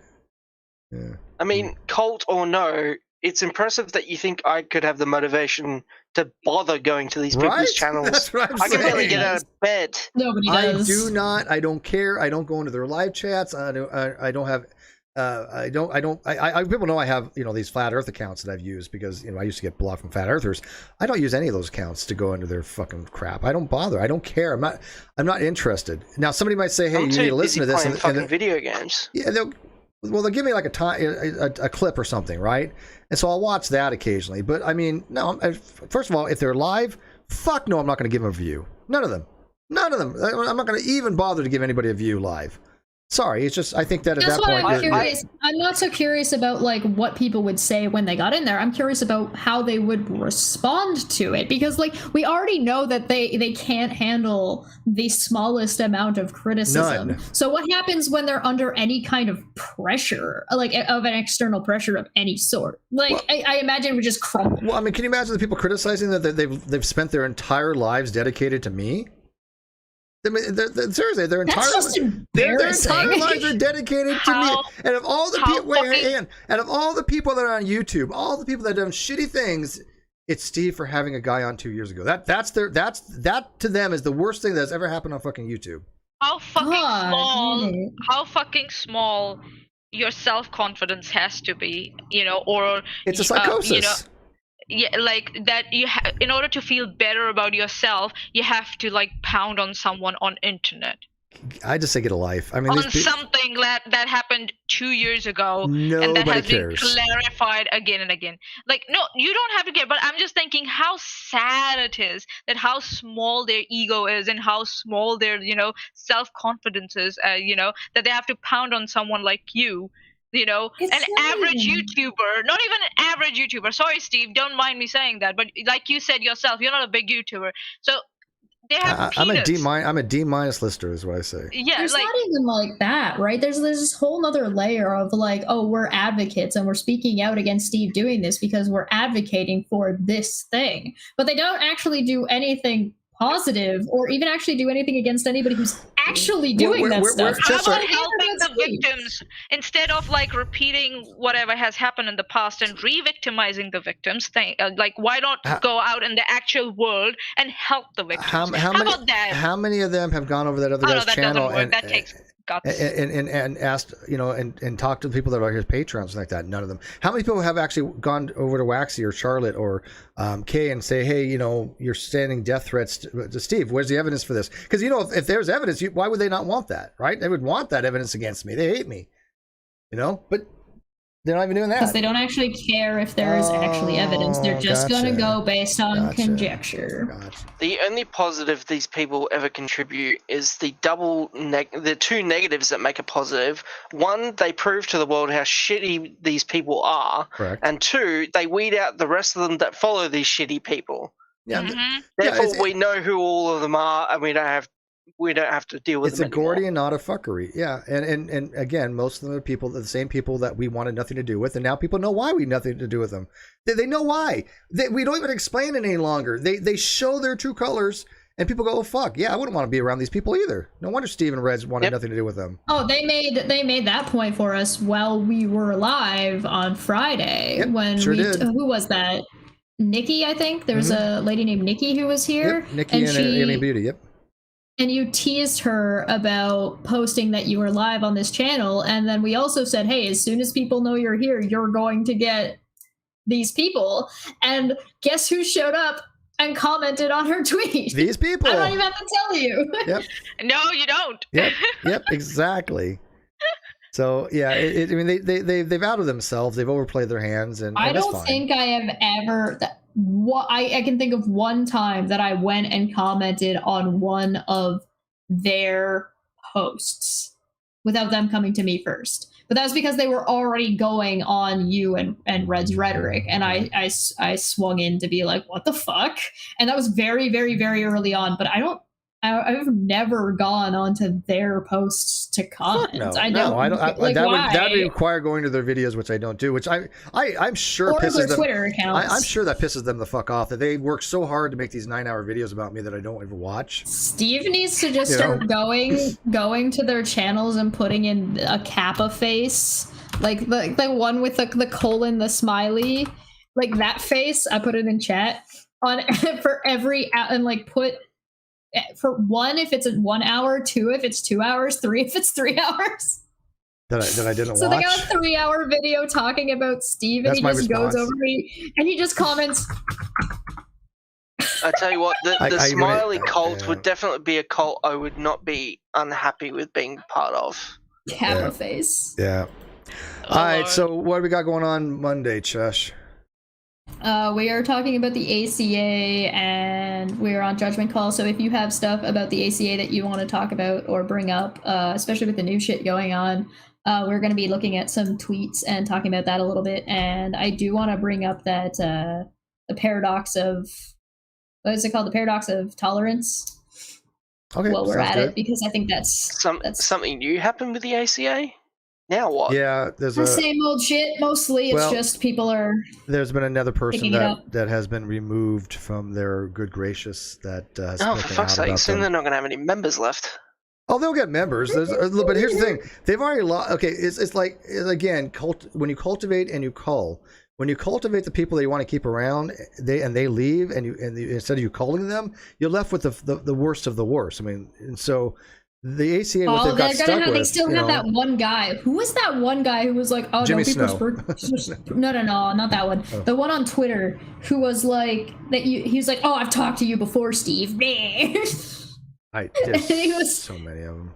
Yo, that guy was so mad, and then he goes and makes this huge tweet about how, oh, well, I just don't accept those definitions, and if you accept that definition, you're wrong, and fuck you. They're all. I will say this, and then we'll leave it. So Rez and Iman, you got anything last words before I end this? And I'll say something. No, I'm just like, there's a point in time after which even if someone apologizes, it's useless. Yeah, I agree. Because it's too late. It's been too long. The lies have been repeated for too long, and it doesn't matter. And at that point, I guess the sooner you apologize, the better it is. Yeah. And with conviction and taking responsibility, not like giving excuses. We have seen a lot of examples on YouTube now. I think so. It's about time people started learning from those examples on what not to do. But yeah, for me, it's like after a while, it just becomes useless. There's no point. Yep, yeah. I'm okay with that. Okay, what do you got, Rez? So the only person who can truly forgive you is yourself, which is great because then it's got nothing to do with me, and you can fuck off. Okay, well said. I agree with you. So there is going to be a video coming out soon. It's from a person that I've always considered a friend. One of the very few people, atheist-wise, that never came after me personally, even though we disagreed. But they have kind of come around a little bit. They go by the name Rationality Rules. He's making a video, and I will be reviewing it once he makes it, and he's real cool with that. And we're going to see what he's learned in basically college level philosophy, because I think people are going to be surprised that he's had a little bit of change of heart in certain things when he's actually studied. Wow, that's the second. That's two of them, because that was Alex too. Yes, yeah. Alex has definitely Alex got an education. Okay, but anyways, like I said, he has announced that he has made a video. I have talked to him about it. And he's gung ho about me making a review video, and I told him he'd be very fair, and he's. I have a feeling my name's going to be mentioned in it, but in a positive light for a change. But to give him a little props, that we'll see how he does on it. How's that? Okay. How's that for a little news? I'm looking forward to it. When are you doing this? He's just started it, so it could be any time. Yeah. I want to be invited. It's a journey. Let's just say it's a journey. You just can't get it like if you have been like on that side of the lack of theist. Yeah, but like I said, he's never made things personal with me, and he wants to learn, and he actually studies the topics, right? That's cool. Yeah, so I mean, that's cool. Hashtag Steve was right. Hashtag. There's a big difference between being wrong and disagreeing about who's right, and then going full rage monkey mode, which is what a lot of them have done. Also says 5,000 rationality rules left lacktheism. What? No, not necessarily. I mean, like I said, I'm not going to speak for him, but we gotta wait. We gotta wait for the video. Well, like Autumn has said, even notes from Autumn said. She's talked she's talked to Scott Clifton and some other people. And she's like, look, I agree there's time to use the philosophical usage, and I agree that in literature there's arguments to be had for futility or things like that for either definitions. And Chester and I have been saying that for how long? Those are different discussions. Baby steps. But before, if you guys remember, a lot of them were like, this is just wrong. Philosophy is wrong. Steve's wrong. Now it's like, no, Steve's right. This is how it is in philosophy. There's reasons for this. If we want to have the other usage, at least, we'll give, arguments for the utility for it. But for the longest time, they denied that I was right. And that's starting to change. right? That those people that have been outright against me, saying that I was wrong, people are no longer supporting them because they have gone and done their own research and found out, hey, you know what? Steve was trying to educate us, and these people vilified him, and they make some shitty people for that. Which is why it's a lot. You're way better off to change your mind based on an academic change than based on a personal lie or even a truth, right? So like 1 + 1, even if Hitler says 1 + 1 = 2, you have to acknowledge that. I mean, yeah, Hitler's right, but that doesn't mean you have to support Hitler. Mm-hmm.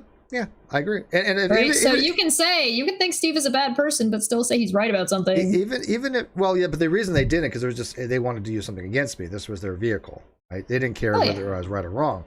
Nate the Liar totally was on that bandwagon train for the longest time. Stupid in the long run. But so even if Rationality Rule comes out and says, look, I still, use the weak condition, there is the strong out there that is valid, that is ubiquitous in philosophy, and there's reasons to be had for it. Stop telling people that there's only one definition of atheism. Stop being gatekeepers, because I think that's the way he's going to approach it. It just means that we get to actually have the second step of the conversation, because this whole time we've been stuck on the first step.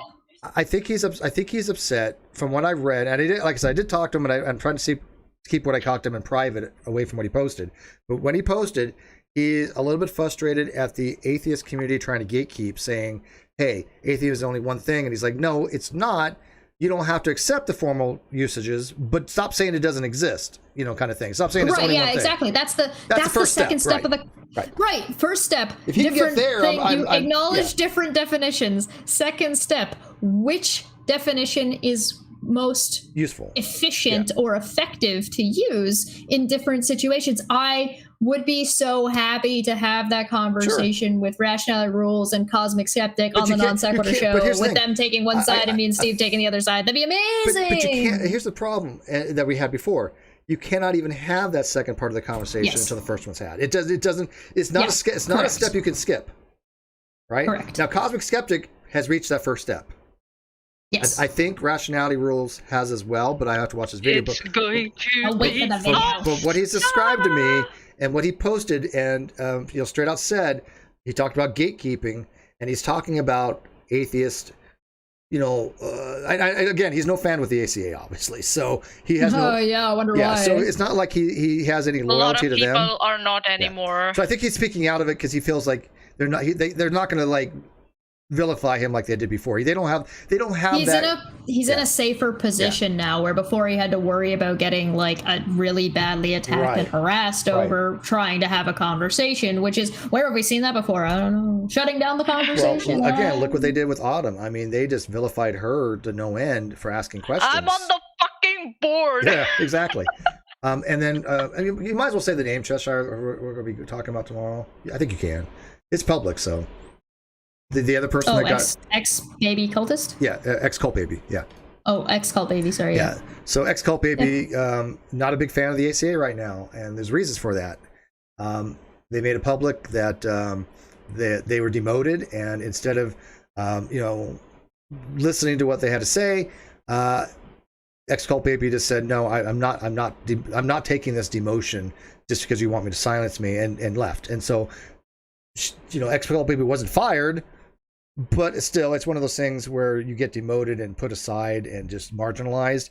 And I don't know what pronoun she goes by, but I think I don't know. But I just say ex-cult baby to make sure that I don't want to offend anyone. But ex-cult baby wasn't going to take it lying down, and I don't blame them for that at all. I mean, it's just, we've all been in those situations where you felt like you weren't being appreciated, even though you're putting in all this effort with little to no recognition for it, because these types of definitely organizations don't give you much. There's a lot to talk about, and there's a lot of questions still left over, I think. And I think stuff like that is a matter of time. Yeah. All right, so let's wrap this up, guys. Thanks for watching. Again, this was on our alt streams for a reason. See you guys on Wednesday. These things are very few and few between. I like playing more games on this channel. And by the way, Chess, I actually had some people tell me that people were bitching that I played games on this channel. I was like, what the fuck? This channel's always been games and anything else I want it to be. It's a catch-all. And I might play. It's your channel. You do whatever you want, man. Exactly. Seriously. And I might play Myst on it later on this week, because that game fucking sucks. And I remember how hard it was. Stop doing stuff you want to do with your own channel. It's crazy talk. Have you finished Myst? What, the very first one? old game? Yes. I've done it A before. long time ago. I wouldn't remember it, though. I wanted to try to play it again, and then I realized why I hated it the first time. The shit's hard. I mean, that shit is like cryptic. Yeah, no, you've got to really have. I'm at the part now where I just got the rocket ship going. But Riven you find is 2 button times under rock. You push button. It does something on the island. Figure it out. What the fuck? Riven is worse. But all right, let's go, guys. All right. Clearly, Rez needs to join you for this stream. Let's get the hell out of here. And remember, everybody, do not accept apologies that you don't want to. But it's okay to drop the beef. Peace. Bye.